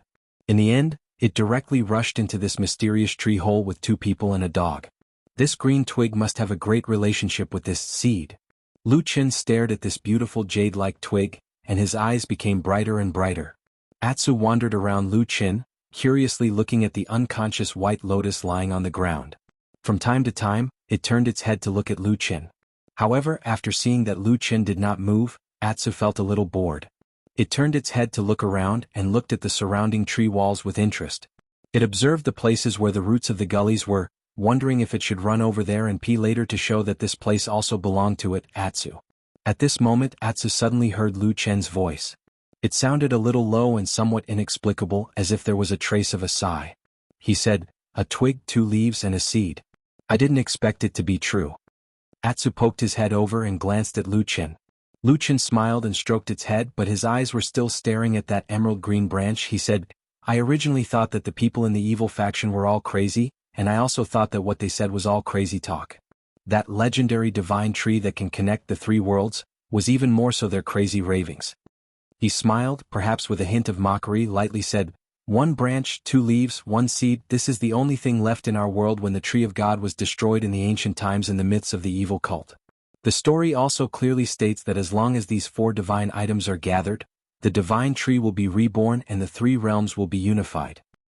The one that resonated with the seed should be the only branch of the divine tree in this world." Atsu waited for a while, seeing that Lu Qin was still deep in thought. It walked away alone and came to the strange wooden walls at the edge of the tree hole. It started to sniff and search for something. But it had only walked a few steps when it suddenly heard Lu Qin's voice behind it. "Atsu, don't pee. There's no ventilation here, it will stink to death." Atsu turned around and barked at Lu Qin. He looked a little dissatisfied, but he still walked back. He looked back at the wall of trees as if he was reluctant to part with them, as if he was regretful. Lu Qin did not pay attention to that somewhat resentful stupid dog. His eyes were still focused on that emerald green branch in front of him. After a moment, he stretched out his fingers and grabbed the branch, then slowly clenched it. In the tree hole there seemed to be a moment of silence. Suddenly, a light lit up. A green light shone out from the gap between his fingers, followed by another, one after another. From every gap in his palm tenaciously emitted dark green light. That light was slightly trembling. A moment later, an abnormally strong aroma abruptly spread out. From Lu Chen's palm, from his clenched fist, from every crack, an incomparably viscous green liquid suddenly flowed out. Lu Chen stared at this green water, watching it slowly flowing along his palm, then dripping down and floating in the air. The tree hole that had been silent for countless years at this moment, suddenly seemed to let out a deep sigh, like a traveler who had been starving for a long time, trembling slightly because of joy. Those misty green gas began to quickly flow up the tree wall, flashing, letting the dark green liquid float in the air, and then at a speed visible to the naked eye, little by little turned into incomparably fine powder, floating to every corner of the tree hole. With the wind dancing, the green turned into waves, spinning on their own, like a heavy rain that had been waiting for thousands of years, like a date that had been late for thousands of years, finally meeting. Lu Chen and Atsu stood on the ground in a daze, watching this magnificent and incomparably strange scene. Green drowned everything. It was like a flood in ancient times. All the fine powder rushed towards the tree wall. In the blink of an eye it covered every place, turning this ancient tree hole into a green world. But very quickly the green powder seemed to fuse with the tree wall, quickly disappearing. Boom! From the silence, suddenly a roar sounded, as if it came from the deepest part of this ancient tree hole. Lu Chen suddenly looked up, only to see the tree wall around the tree hole becoming blurry in an instant. The green light frantically flickered, and then suddenly the world became pitch black, the surroundings were empty. He seemed to suddenly be in a dark and boundless void. Above and below, left and right, there was only boundless darkness. There was no sky and no earth, even his body seemed to have lost all its strength, floating emptily in the darkness. Specks of light suddenly lit up from afar. There were also sounds of woof woof woof woof. It seemed to be Atsu's voice with a hint of panic and doubt. Lu Chen looked up, only to see a head full of stars. Looking down, it was still the same. His body seemed to be constantly floating, completely out of control, drifting aimlessly in this magical void, until suddenly the emerald green light lit up again. The light abruptly pierced through the darkness and blossomed into an indescribable brilliance in the void.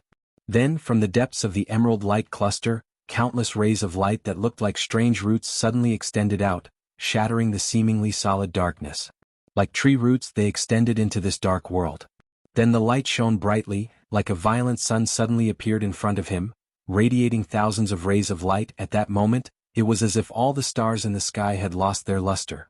The light dimmed slightly, there was a wind blowing, the whistling sound between heaven and earth faintly came, like a desolate ancient song from ancient times, faintly narrating the past. A door formed by the emerald green light suddenly appeared in front of him. After a moment, the green light suddenly soared, passed through his body and gathered again. Lu Chen looked back, only to see that behind him, a similar emerald green door had formed. The green light was bright, as if there was a surging life aura, dispersing all the darkness. The light flickered, everything seemed to have turned into a dark green ocean, but after a moment, suddenly everything in front of him disappeared, like a dream shattered in front of him, turning into endless dust. Lu Chen found himself once again in the tree hole, still standing in the same place. Those bright and dazzling green light, at this moment had completely dissipated, there was no longer any trace of it. The ancient tree hole seemed to have once again returned to its original state. But if one looked closely, one could still see that on the ancient mottled tree wall, there was suddenly a lot more vitality, and even the strange green gas that entangled inside and outside the tree wall, at this moment the color had deepened a lot. But what surprised Lu Chen the most was that on the two sides of the tree wall, behind the hazy gas, there suddenly appeared the outline of two doors. They were not really two doors but only the vague outline of two doors. At the same time, most of them were covered by the ancient tree wall and the moving gas.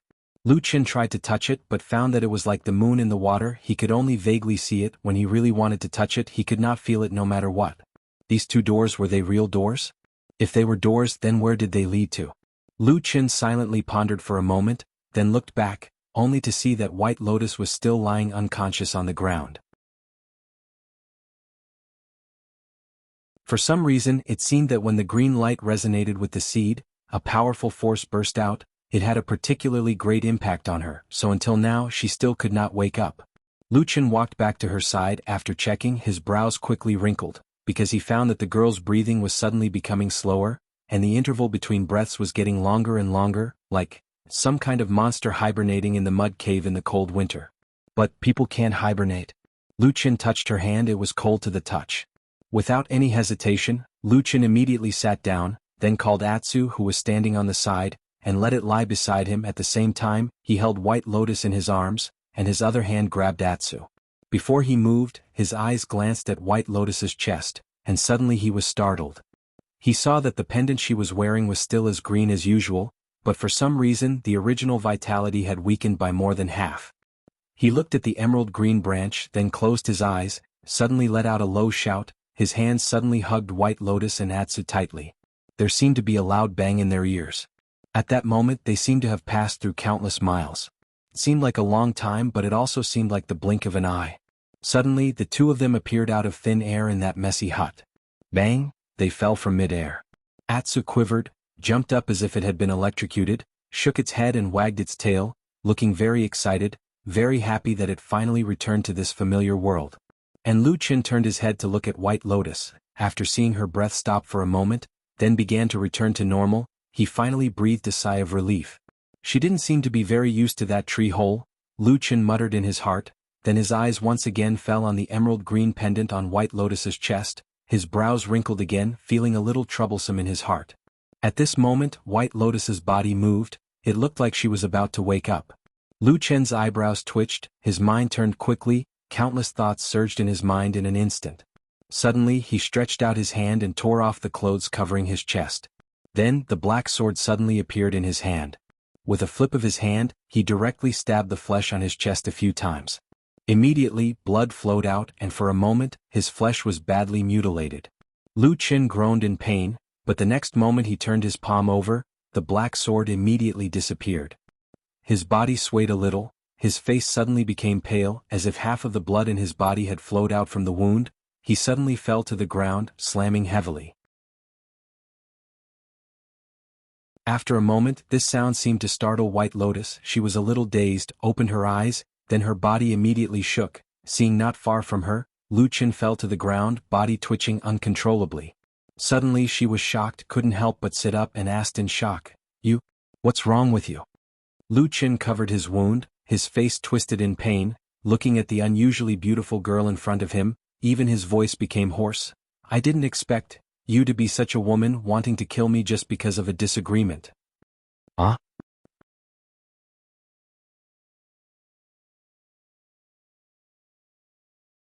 Chapter 107. White Lotus stood rooted to the ground, her mouth half open. She looked a little sluggish, as if she hadn't come back to her senses for a while. After a while, she said in astonishment, I did it? If it wasn't you, who else could it be?" Lu Qin fell to the ground, took 2 deep breaths and then sneered, "Isn't this your precious artifact?" White Lotus subconsciously touched the pendant on her chest, only to feel that it was as warm as usual, and there was no change in the light. After thinking for a moment, she said with some uncertainty, "Just now. I really didn't mean to kill you, although I feel that you are not a good person." Lu Qin said, "You're cruel by nature. You don't even think before you kill, do you?" White Lotus was startled, her face revealing a suspicious expression, but it seemed that she really had a little doubt about herself. She stammered, Shouldn't be." "What shouldn't be?" Lu Qin interrupted White Lotus's recollection, saying, "I just shouted for you to quickly stop, or else we will all die, do you remember?" White Lotus pondered for a moment, finally a little embarrassment flashed across her face and said, I think I heard this sentence." Lu Qin covered his chest with his hand, sucking in a cold breath. In addition, blood flowed and dyed the lapel of his clothes red. It looked like he was half dead. Speaking of which, it was strange. Not long ago the two of them were still fighting and killing each other, but at this moment White Lotus was somewhat embarrassed. She sat on the bed for a moment, then stood up, took 2 steps towards Lu Qin and then stopped, saying, Uncle, are you okay? I saw your sinister and ruthless appearance just now. You shouldn't die so easily, right?" Lu Qin rolled his eyes and heaved a sigh of relief in his heart. But then he spat and said, "Do you want me to stab you in the heart twice?" White Lotus frowned. Just as she was about to say something else, there was a sudden knock on the door from the other side of the door. Puff puff puff puff. "Brother Lu, are you home? I went to the spiritual field, but I didn't see you and Atsu." A clear and melodious voice came from outside. It was Xian's voice. Everyone in the room was stunned at the same time. Then Lu Qin and White Lotus looked around at the same time and saw that the room was in a mess. All the tables and chairs, including the bed and bedding, had been smashed into pieces and scattered around the room. It looked like a sudden storm had swept through the place. White Lotus immediately shook her head at Lu Qin, and Lu Qin also nodded without hesitation. However, Atsu reacted faster than them. The black dog leaped up, overjoyed, and barked wildly in the direction of the door. Woof, woof, woof, woof. Lu Qin, White Lotus. The two people in the room looked at each other, and the voice outside the door suddenly became louder, full of joy and laughter. Ah, Atsu, you're home. Brother Lu is here too, right? Quick, open the door for me. After a pause, EXN smiled and said, Atsu, I've brought you some delicious bones. The black dog became even more excited. Its tail wagged wildly and it rushed to the door. It jumped up and down, using its forelimbs to fiddle with the door latch. It looked like it was trying hard to open the door for EXN. White Lotus turned her gaze back to Lu Qin, and Lu Qin looked back at her. After a while, White Lotus suddenly said, Why is your dog so stupid? Lu Qin coughed and said, It was an accident. With a bang, the door latch was pried open by Atsu. EXN pushed the door open with a smile and walked in. Atsu enthusiastically pounced on her, lying on her body and rubbing against her. EXN affectionately patted Atsu's head and smiled. Then she took out a bag and poured out a few bones. She smiled and said, Atsu, eat. Atsu cheered and ran to the side with the bones in its mouth. EXN stood up and looked forward.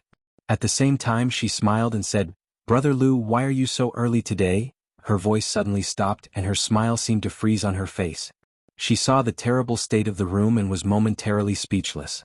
After a while, she saw Lu Qin sitting on the ground with his hand covering his chest and half of his body bleeding. She suddenly screamed and ran over. She lost her voice and said, Brother Lu, what happened to you?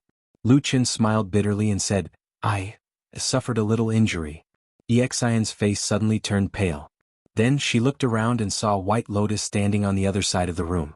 She looked at the broken pieces of the room and seemed to understand something. She stared at White Lotus and shouted, You hurt Brother Lu? White Lotus hesitated and said, Maybe, yes. EXN only felt a sudden surge of anger. She suddenly stood up and shouted at White Lotus, Brother Lu is such a good person. He stands aloof from worldly affairs. It is impossible for him to provoke you, the eldest daughter of the Bai family. Why did you hurt him? Huh? Lu Qin and White Lotus were shocked at the same time. Lu Qin pulled EXN and said, How do you know her identity? EXN said angrily, That day I saw her at the mountain gate with you. I was a bit curious so I went to ask around. Kunwa City is only so big and there are only so many aristocratic families so I naturally found out. As she spoke, she took a step forward and stood in front of Lu Qin. Although White Lotus looked younger and wasn't as tall as EXN, her imposing manner seemed to overwhelm EXN, causing EXN to be cautious. However, she still looked angry and said, Miss Bai, you already have such a talented background. Moreover, you are favored by the heavens and are about to become a true sovereign's disciple. There is a world of difference between the two of you. Why did you come to bully an ordinary odd-job disciple like Brother Lu? She didn't know why, but when she saw EXIN's angry but beautiful face, White Lotus felt speechless. In the end, she could only shake her head. Even her voice became a bit lower and she said, You misunderstood. What did I misunderstand? EXN looked angry and didn't believe what she said. Forget it, EXN. At this time, Lu Qin pulled on EXIN's sleeve from behind. After she turned around he said, Just now I was careless, I fell and hurt myself. Don't blame Miss Bai. You fell yourself and you even injured your chest so badly? EXIN looked like she had seen a ghost. Lu Qin laughed dryly then looked at White Lotus and said, Miss Bai, we can be considered, no discord, no concord. Why don't we just let it go? White Lotus stared at him and after a moment she slowly nodded and said, You're right. There's nothing between us. Maybe it was a misunderstanding. But what happened before? The corner of Lu Chen's mouth revealed a trace of a smile. He cut her off and said, Let's mind our own business in the future. What do you think? White Lotus pondered for a moment, then nodded and agreed. Then she walked towards the door. EXN looked at White Lotus unhappily. It seemed that she was still holding a grudge. But when she walked to the door, White Lotus suddenly turned around and looked at EXN. May I ask which family are you from? As she spoke, Bai Lian's expression had completely returned to normal. She had returned to the elegant, cold and otherworldly beauty of a young girl like a banished immortal. The speed and smoothness of the change made Lu Qin secretly speechless. EXIN hesitated for a moment, But then she thought that with the ability and background of the person in front of her, it wouldn't be difficult for him to find out her background. So she directly replied, "My surname is E."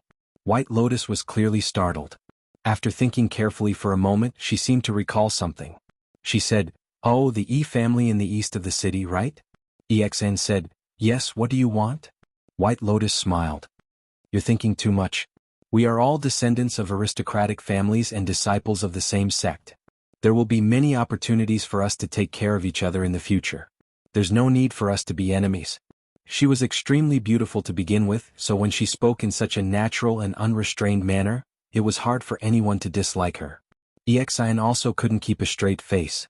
She pursed her lips and waited for a moment before replying, "Oh." However, White Lotus's gaze then shifted to Lu Qin, who was behind EXN. Suddenly, she said seriously, "Sister E, I have something to say to you." EXN was taken aback.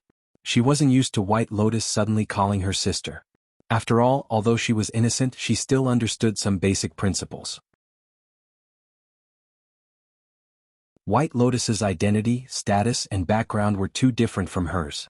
Even if White Lotus was young, EXN really didn't expect her to call her sister. She was stunned for a moment before saying, "What?"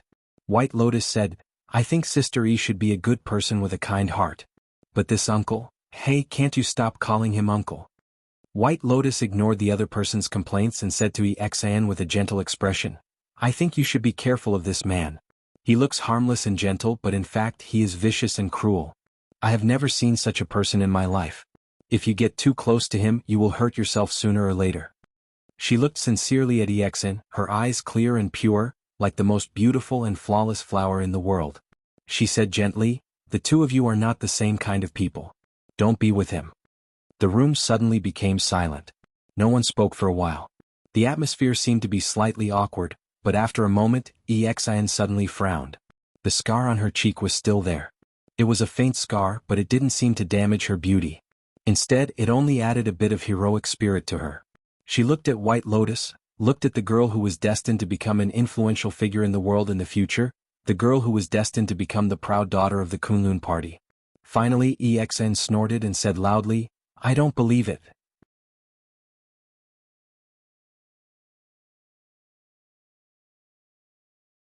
Chapter 108. This I don't believe, EXN said it resolutely, and there seemed to be no room for doubt. Even Lu Qin looked at EXN with some surprise, and his face showed some surprise. And White Lotus was obviously even more surprised, and even looked at EXN with some disbelief and said, "You believe him so much?" EXN nodded without hesitation and said, "Yes." White Lotus was speechless. She seemed to be smart, but at this moment when facing EXN, she also had a feeling of helplessness. She could only shake her head and sighed and said, "Well, anyway, I have told you, don't regret it in the future." EXN turned her head and no longer looked at her. Obviously, she did not take this warning to heart at all.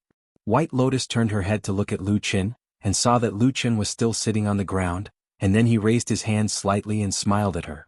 White Lotus snorted and did not say anything more. She turned and walked straight out of the room and closed the door. Perhaps only the loud sound of the door closing revealed that she was a little annoyed in her heart.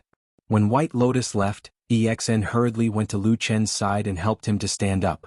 Originally, she wanted to find a place to sit and rest, but when she saw the mess around and there was not even a decent chair to sit on, she was stunned for a moment and then asked Lu Chen, "What happened in your room? Why is everything broken?" Lu Chen smiled bitterly and said, "It's a long story, I will tell you in detail later." EXIN responded. At the moment she had no choice but to let Lu Chen stand first, and then went to the side to sweep a slightly cleaner place, and then put some unbroken pillows and quilts on it, and let Lu Chen sit down. Then she looked at Lu Chen with a look of concern on her face and whispered, "Brother Lu, are you really okay?" "Well, it's nothing serious. I just need to rest. My chest is just a skin wound, it's not a big deal." EXIN breathed a sigh of relief, and a relaxed smile appeared on her face. Then she turned around and shouted, "Atsu, Brother Lu is fine, don't worry." In the corner next to the door, Atsu was happily gnawing on a bone. After hearing EXIN's words, it raised its head and glanced at them. It wagged its tail, blinked its eyes, and then continued to gnaw on the bone without saying a word. The smile on EXIN's face suddenly froze. After a while, she laughed dryly and turned to Lu Chen and said, "Brother Lu, look, Atsu must be starving." Lu Chen spat and said, "Stupid dog, if there is a chance in the future, I will kill you and stew you." EXN was shocked and quickly grabbed Lu Chen's hand and begged, Brother Lu, don't eat Atsu, it's very good." Lu Chen was pushed a few times by her and almost fell to the ground. He could only smile bitterly and said, I know, I was just joking with you." Only then did EXN cheer up. She smiled like a blossoming flower. Then she found a white cloth to bandage Lu Chen's wound. At the same time she asked, "Big brother Lu, why did you fight with that Miss Bai? She is different from me. She is the proud daughter of a real big family. Her family background is not bad, and I heard that Hakushin Jinkuin is going to make an exception and accept her as his third disciple. Why did you provoke such a person?" Lu Chen said impatiently, "First of all, I didn't know her identity at all. Second, I didn't provoke her, she was the one who looked for trouble with me." "I see." EXN thought for a moment and said, "Then it is Miss Bai's fault." Lu Chen looked at EXN and suddenly said, "Why do you trust me so much, including in front of Miss White Lotus? You didn't hesitate to say that you don't trust her." "You scared me." EXN smiled and said, "Because I trust you. You saved my life and helped me a lot. If I don't trust you, who else should I trust? Besides, in that scene just now, Miss Bai was standing there, but you were lying on the ground with blood all over your body and bleeding from your chest. It would be strange if she didn't bully you. Could it be that you stabbed yourself in the chest?" Lu Chen was silent for a moment, then nodded and said, "Yes, what you said is very reasonable." Although EXIN was also a woman from an aristocratic family, she didn't seem to be particularly spoiled at the moment. She even helped Lu Chen to start cleaning the messy house, and then swept the rubbish into piles here and there, like a small hill of different sizes. Lu Chen coughed twice and called EXN back, saying, "You've worked hard. You should take a rest first, the dust is too much, it's choking." EXN said, "Oh." She sat down with a red face, then looked at the empty house, frowned and said to Lu Chen, "Brother Lu, there is nothing in this house now, no one can live in it." Lu Chen said, "It's okay, I will find a way to add some things later. It shouldn't be a big problem." EXN said, "Then what about you and Atsu these 2 days?" Lu Chen said, "I'll sleep on the floor." EXN shook her head, her hands didn't stop bandaging his wounds and said softly, "So pitiful." Lu Chen laughed and patted EXIN's head, saying, "Have you forgotten the days we spent in the disorienting lands?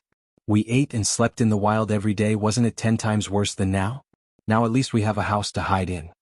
EXN glanced at him and said, "It's not the same." She thought for a while, then said to herself, "I'll still help you ask for a favor, see if I can really let you squeeze into this spirit cultivation, odd job disciple list. I heard that those who are qualified to be on the list will leave Stone Pan Valley and go to another Baichao Tang territory.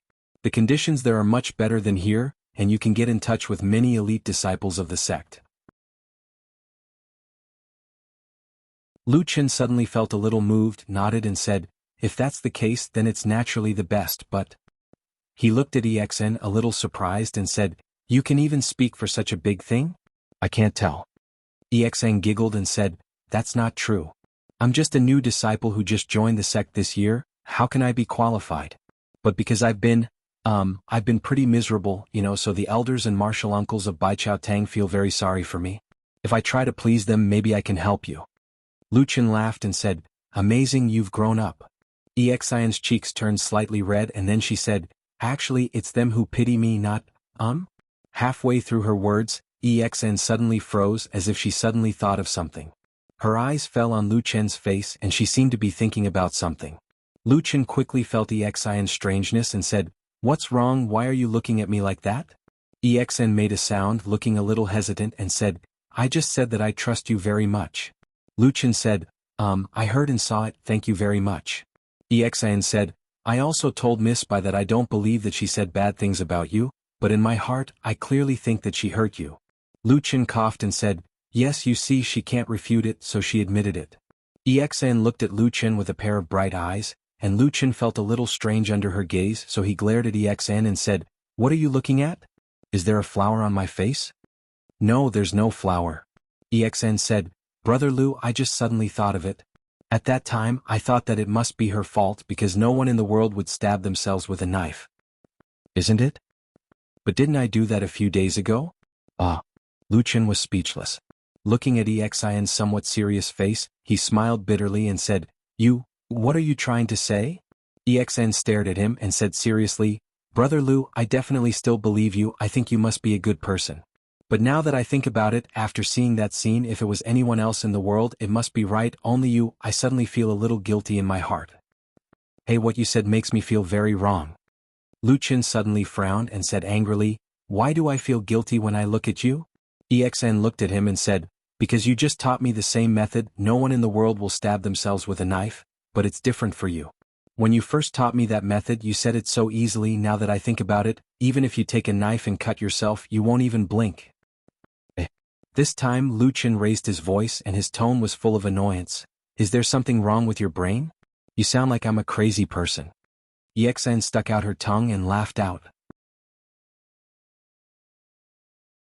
It seemed that after thinking about it carefully, even she felt that it was a little unbelievable, so she waved her hand and said, okay, I was just saying. Lu Qin glared at her and said, don't talk nonsense.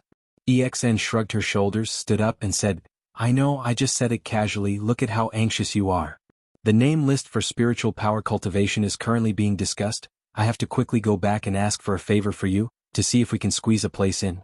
You just wait for my good news. Lu Qin agreed and said, okay. After a pause he said, but you don't have to worry too much, do what you can. If you really can't ask for it, I will think of other ways, don't force yourself. EXN smiled and said, it's okay, I understand. As she said that, she walked towards the door and deliberately turned to Atsu, patted its head and said a few words, then opened the door, turned around and waved to Lu Qin and said, Brother Lu, I'm leaving. Oh. Lu Qin responded. The door was closed. After a moment, suddenly the door opened again and EXN poked her head in and said to Lu Qin, Brother Lu, just now you really didn't use a knife to cut yourself? Get lost. Oh. EXN's head shrank and she stuck out her tongue, then she smiled and left.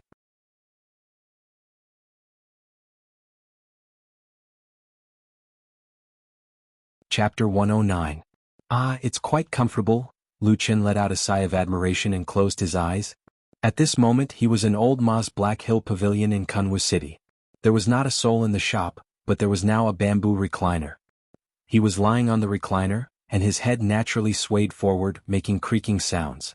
Sitting next to him, Old Ma was very proud and said with a smile, of course. This chair was made by Mingji, the shop with the best bamboo rattan craftsmanship in the city. I spent a lot of money to buy it. Lying on this bamboo chair, I feel like I'm floating in the air or floating on the surface of water. It's really comfortable.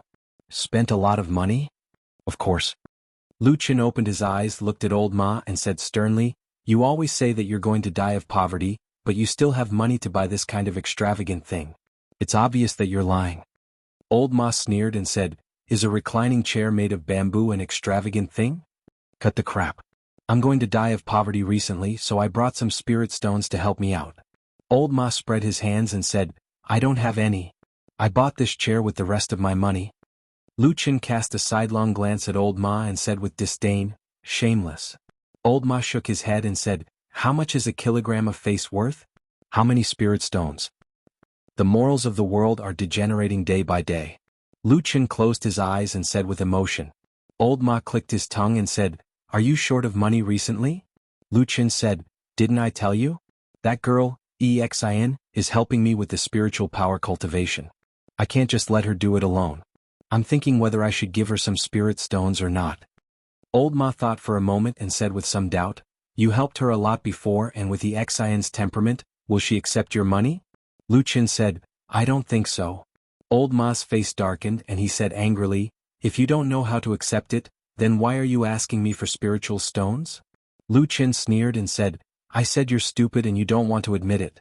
Do you understand the ways of the world? Whether she accepts it or not is her business. Whether I give it to her or not is another matter. Old Ma frowned and thought for a while. He murmured, now that you mention it, it seems to make sense. But why do I always feel that you want to make money from me? Despicable. Lu Qin sat up and pointed at Old Ma. He said sternly, despicable. Old Ma was speechless. I've secretly inquired about the cultivation of spiritual power. It's true. Old Ma chased Lu Qin down from the bamboo lounge chair and then threw his fat body onto the chair. Suddenly, there was a loud squeaking sound, and then the chair swayed back and forth, making him squint his eyes in comfort.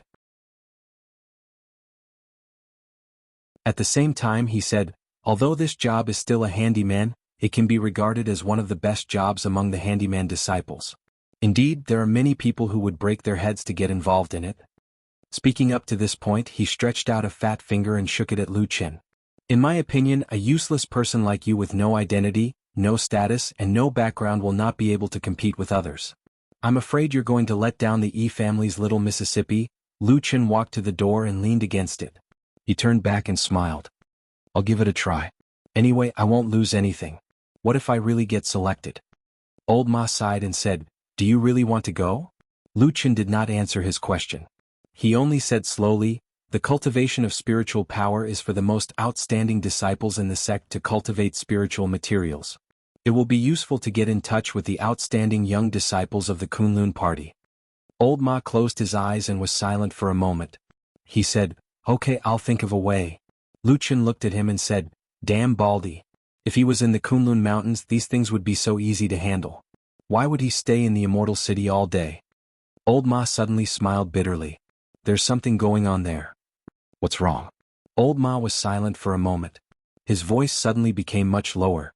He said, Last month, just the news from Fiyunji said that 7 more shadows had died. Lu Chen's expression did not change. However, deep in his eyes, his pupils seemed to contract slightly. He slowly turned his head and looked at the small alley outside the door.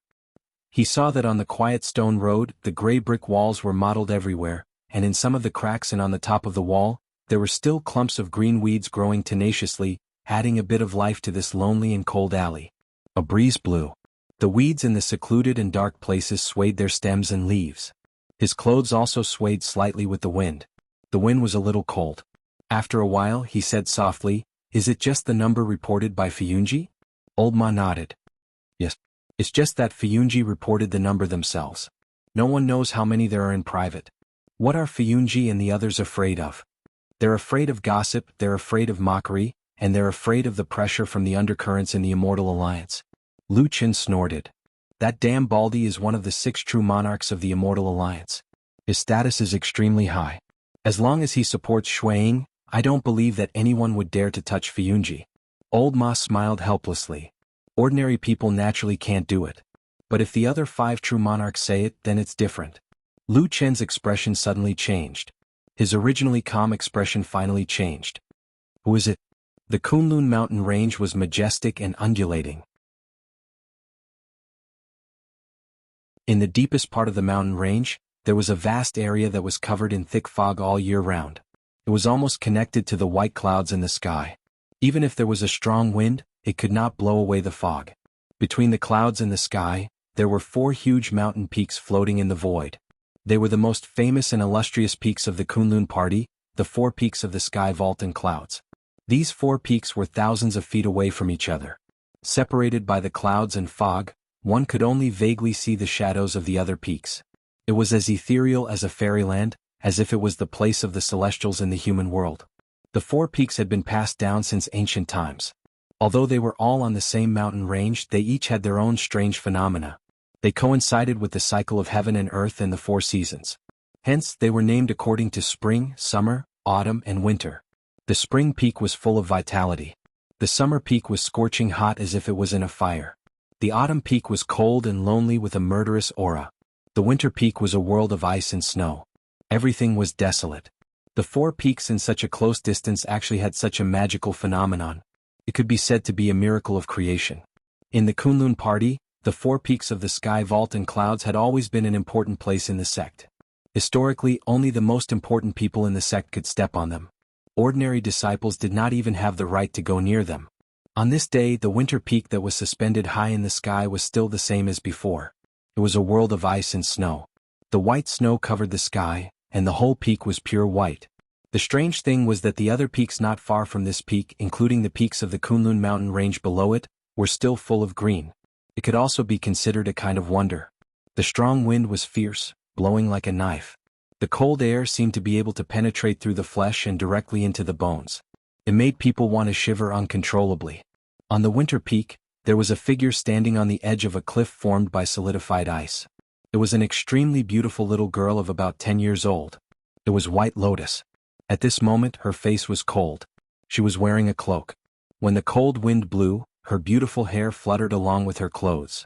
She really had a kind of ethereal fairy's aura. However, she did not have the slightest bit of the fierce appearance she had when she was fighting with Lu Qin. Not to mention the strange situation where her hands were stained with blood.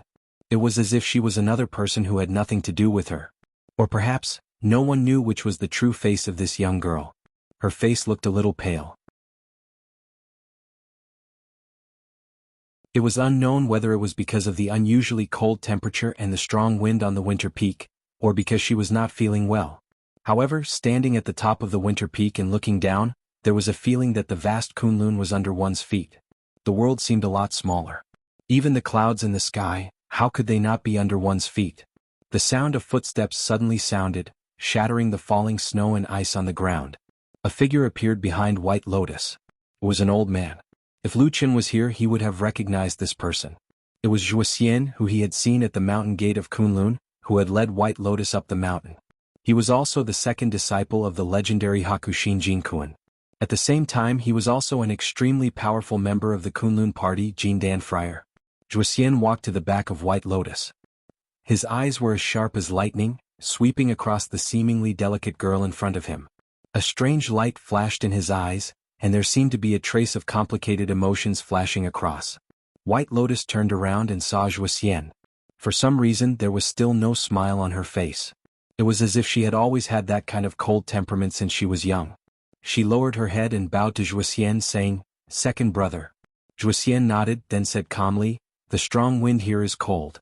Your cultivation has not been completed, so it is not advisable for you to stay here for long. Otherwise it will easily damage your foundation. Follow me back."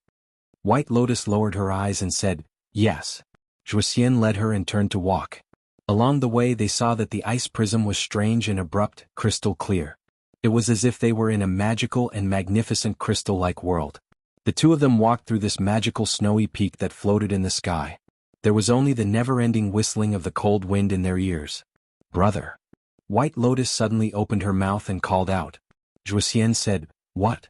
White Lotus said, "This time when will Master wake up?" Zhuoxian's footsteps paused for a moment, then he looked up and saw that at a place thousands of feet above them, at the peak of Winter Peak, endless wind and snow surged wildly, completely wrapping that lonely peak into an indescribably huge snowy fortress, as if it was far away from the human world. "I don't know," Zhuoxian said calmly. What is it? Is there something?" White Lotus' hand that was wrapped in the cloak moved a little, gently holding the emerald green pendant on her chest. The warm feeling was as usual. Even in this harsh world of ice and snow, she seemed to be able to feel a sense of vitality and warmth from the emerald green branch. But, it still felt like something was not quite right. White Lotus was silent for a moment, then said softly, "Nothing, just asking." Zhuoxian looked at her, made a sound of plum, then continued to walk forward. The wind and snow swept past behind them, rolling up thousands of snowflakes, painting the white peak with a layer of blurriness.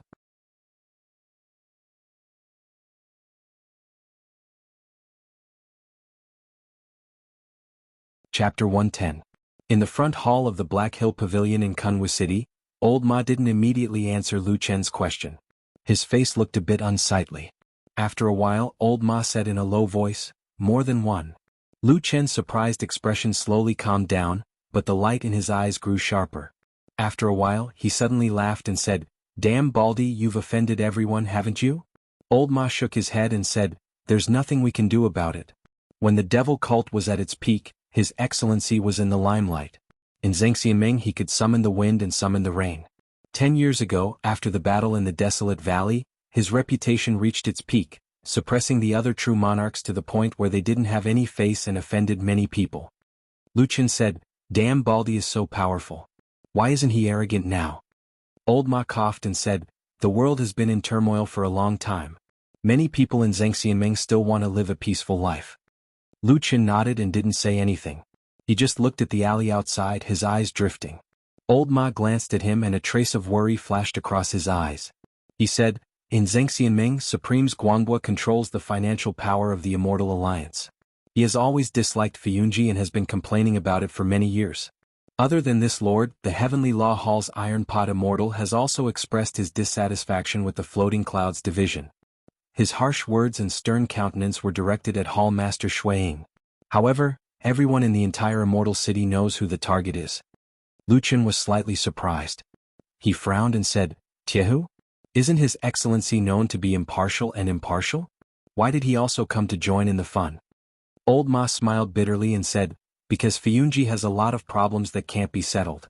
Every 2 or 3 days, a shadow would either die or go missing on patrol. No one would be able to take it. It's only because true Lord Tianlan supported Shueing that Hall Master Shui would have been captured and sent to the Heavenly Law Hall. Lu Chen's face turned ugly again. He coldly snorted and said, the evil faction has become so arrogant? He paused for a moment, then shook his head and said, that's not right. Although those lunatics are not weak, they are not strong enough to challenge Zhang Xianming directly. Old Ma was startled. What do you mean by that? Lu Chen turned his face away and looked at the empty alley outside. He seemed unwilling to say more and said, you know what I mean. Old Ma hesitated for a moment, but he suddenly stood up from the comfortable chair and walked to Lu Chen. A rare serious expression appeared on his face and he said in a low voice, this is a serious matter, I can't make wild guesses. No one in the world has a deeper understanding of the evil faction than you. If you have any opinion, you must clearly explain it to me, then I can report it to the Supremes. Lu Chen did not speak and only glanced at Old Ma. Old Ma sighed and said softly, this is a serious matter. Besides, you should know in your heart that he doesn't trust many people. But he will definitely listen to what you say. Lu Chen was silent and seemed to be thinking about something. After a while, under Old Ma's anxious gaze, he faintly said, the evil faction has indeed infiltrated the Immortal Alliance. But Fiyunji is one of the Immortal Alliance branches that have fought against the evil faction the most over the years. Regardless of strength, experience or defense, they are all extremely strong. To be able to force Fiyunji to this state and lose so many people, the evil faction can't do it. Old Ma stared at him and said, then who is it? Lu Chen suddenly smiled and said, whoever understands the Immortal Alliance the best, the one who is the easiest to attack, the one who benefits the most from the deaths, the one who jumps the highest and shouts the loudest, that is it. Old Ma's face suddenly turned pale. He stared at Lu Chen for a long while and finally said bitterly, but you don't have evidence? I don't. Just guessing? Just guessing. Such a big matter, I'm afraid you can't convince the public with just guessing. What's more, your words also implied those too. How can this be criticized with empty words? Since when do you need evidence in your eyes? The room suddenly fell into silence and no one spoke anymore. After a long time, it seemed that time had frozen in this lonely alley. When the light fell on them, the two ordinary figures under the ordinary eaves seemed to be just inconspicuous ants in the passage of time. This can't be done. Old Ma softly broke the silence. Why? What kind of people are those two? Milord is already in a difficult situation, how can he make more enemies? Lu Chen expressionlessly said, you want me to speak, I said. Whether you want to pass these words to the damn Baldy has nothing to do with me. Old Ma suddenly raised his head and looked at Lu Chen. He wanted to say something but stopped on second thought. A trace of a complicated look flashed across his face. In front of the alley the silence was still there. The light and shadow changed and the grass trembled in the wind. Lu Chen suddenly walked out of the gate and came to the opposite wall of the alley. He reached out and broke a blade of grass. The cool breeze blew slowly, dancing alone in this corner that seemed to be forgotten by the bustling city. Do you really think so? Old Ma's voice sounded behind him. Lu Chen fiddled with the blade of grass in his hand and said calmly, yes. Old Ma walked in front of him and stared into his eyes, saying, but I feel that there seems to be another meaning in your words. Lu Chen slightly narrowed his eyes and said, oh, what is it? It has the intention to kill the heart. I don't understand. Speak human language. Do you still bear a grudge against Milord and want to harm him? The breeze alley was silent again as if there was a sudden clap of thunder. The green grass was quietly broken at the fingertips and drifted away with the wind. The clouds were gone, the sky was shining and the alley was deep and dark. Only two figures stood under the wall. The breeze seemed to become lighter and slower, but it still blew tenaciously, sweeping up the hem of their clothes, but the palms and the sleeves could not be seen clearly. There was suddenly a sense of desolation in the wind. Lu Chen turned around and plucked a green leaf, saying lightly, you should not say this. I know. Lu Chen's fingers gently stroked the green leaf, his eyes bright and sharp with a bit of coldness. Even his voice seemed to be a bit colder, saying, to say it in front of me is to suspect me, To say it to the bald head is to drive a wedge between us. The corner of old Ma's eyes seemed to twitch, but he did not speak, just kept silent. Lu Chen said again, "You and I have known each other for 10 years, you should know me very well and understand my feelings. In fact," old Ma suddenly interrupted him and said coldly, "In fact, I can't see through you at all. I don't know what you are thinking. Have you really let go of the things that happened 10 years ago? No one in this world will really know your feelings." Old Ma said each word slowly but clearly, staring at Lu Chen's eyes. His eyes were as sharp as a knife, as if he wanted to cut open the deep darkness in Lu Chen's eyes. There was a wind blowing and the clothes were fluttering. Lu Chen slowly turned around and looked straight into old Ma's eyes. The two men silently but coldly stared at each other. In the depths of his sleeve, an emerald green leaf suddenly withered and turned into a withered leaf. Then it silently slid down to the ground. "You think too much." After a long time, Lu Chen suddenly laughed, clapped his hands and then glanced at the sky. Seeing the blue clouds leaving, he said calmly, "You asked me and I said it. You are not satisfied, so you suspect me. I am afraid this is a bit inappropriate." Old Ma was silent and did not answer. Lu Chen patted his shoulder and said, "Come on, fatty. In our line of work there are people who are paranoid, nervous and afraid all day long. In the end there are also many who go crazy. If you go on like this, you will inevitably become a madman in the future." Old Ma closed his eyes, took a deep breath, then nodded and said, "What you said is reasonable. I was too impatient today. I'll pass on your words later." Lu Chen turned around and walked into the house saying, "Whether to pass on the words or not, it is up to you." Old Ma followed behind him. After 2 steps, he suddenly said, "You saved my life, I have no intention of harming you." Lu Chen's footsteps paused and he said, "I know." Taking another step forward, Lu Chen said, "Fatty, in these 10 years, my life was in your hands." Old Ma was silent. Lu Chen looked at the door that was close at hand, stopped and did not go in. After a moment, he turned around and looked at Old Ma, saying softly, "It is the same now." Old Ma's body slightly shook, then a deep and complicated look flashed in his eyes. After a moment, he nodded and said, "I know." Lu Chen smiled gently and said, "Well, it is late, I am going back to the mountain." Saying this, he waved to Old Ma, then turned around and walked out of the alley. Old Ma stood on the bluestone road, silently watching the figure gradually go away, not saying a word. When Lu Chen's figure finally disappeared from sight, the fat on Old Ma's face suddenly shook a few times. At that moment, his body seemed to suddenly relax from an extremely tense state, and he let out a long breath. It was as if he had been holding his breath and hiding in the water for too long. He took a few deep breaths and wiped his forehead with his hand. Then he smiled bitterly and turned around to walk back to the house. However, he had only taken 2 steps when his body suddenly froze. He had come to a complete stop. After a moment, he suddenly walked to a place in the corner of the alley and squatted down. His white and chubby hands reached out from his sleeves and groped around the brick wall. Then he picked up something from the ground. It was a dried and charred leaf, curled up into a ball. Old Ma silently looked at the dried leaf in his hand, then raised his head to look around. The tenacious weeds growing in the cracks of the wall were slightly trembling in the wind, full of vitality, sprinkling green. In the quiet alley, a trace of haze suddenly flashed in Old Ma's eyes. "You're tuning in to the Han Li's Wuxia Chronicles YouTube channel. We're so grateful for your support, and don't forget to subscribe to join us on this incredible journey through captivating stories. Your generosity through donations truly makes a world of difference, as it's the primary source of revenue that allows me to expand and enhance this channel for you.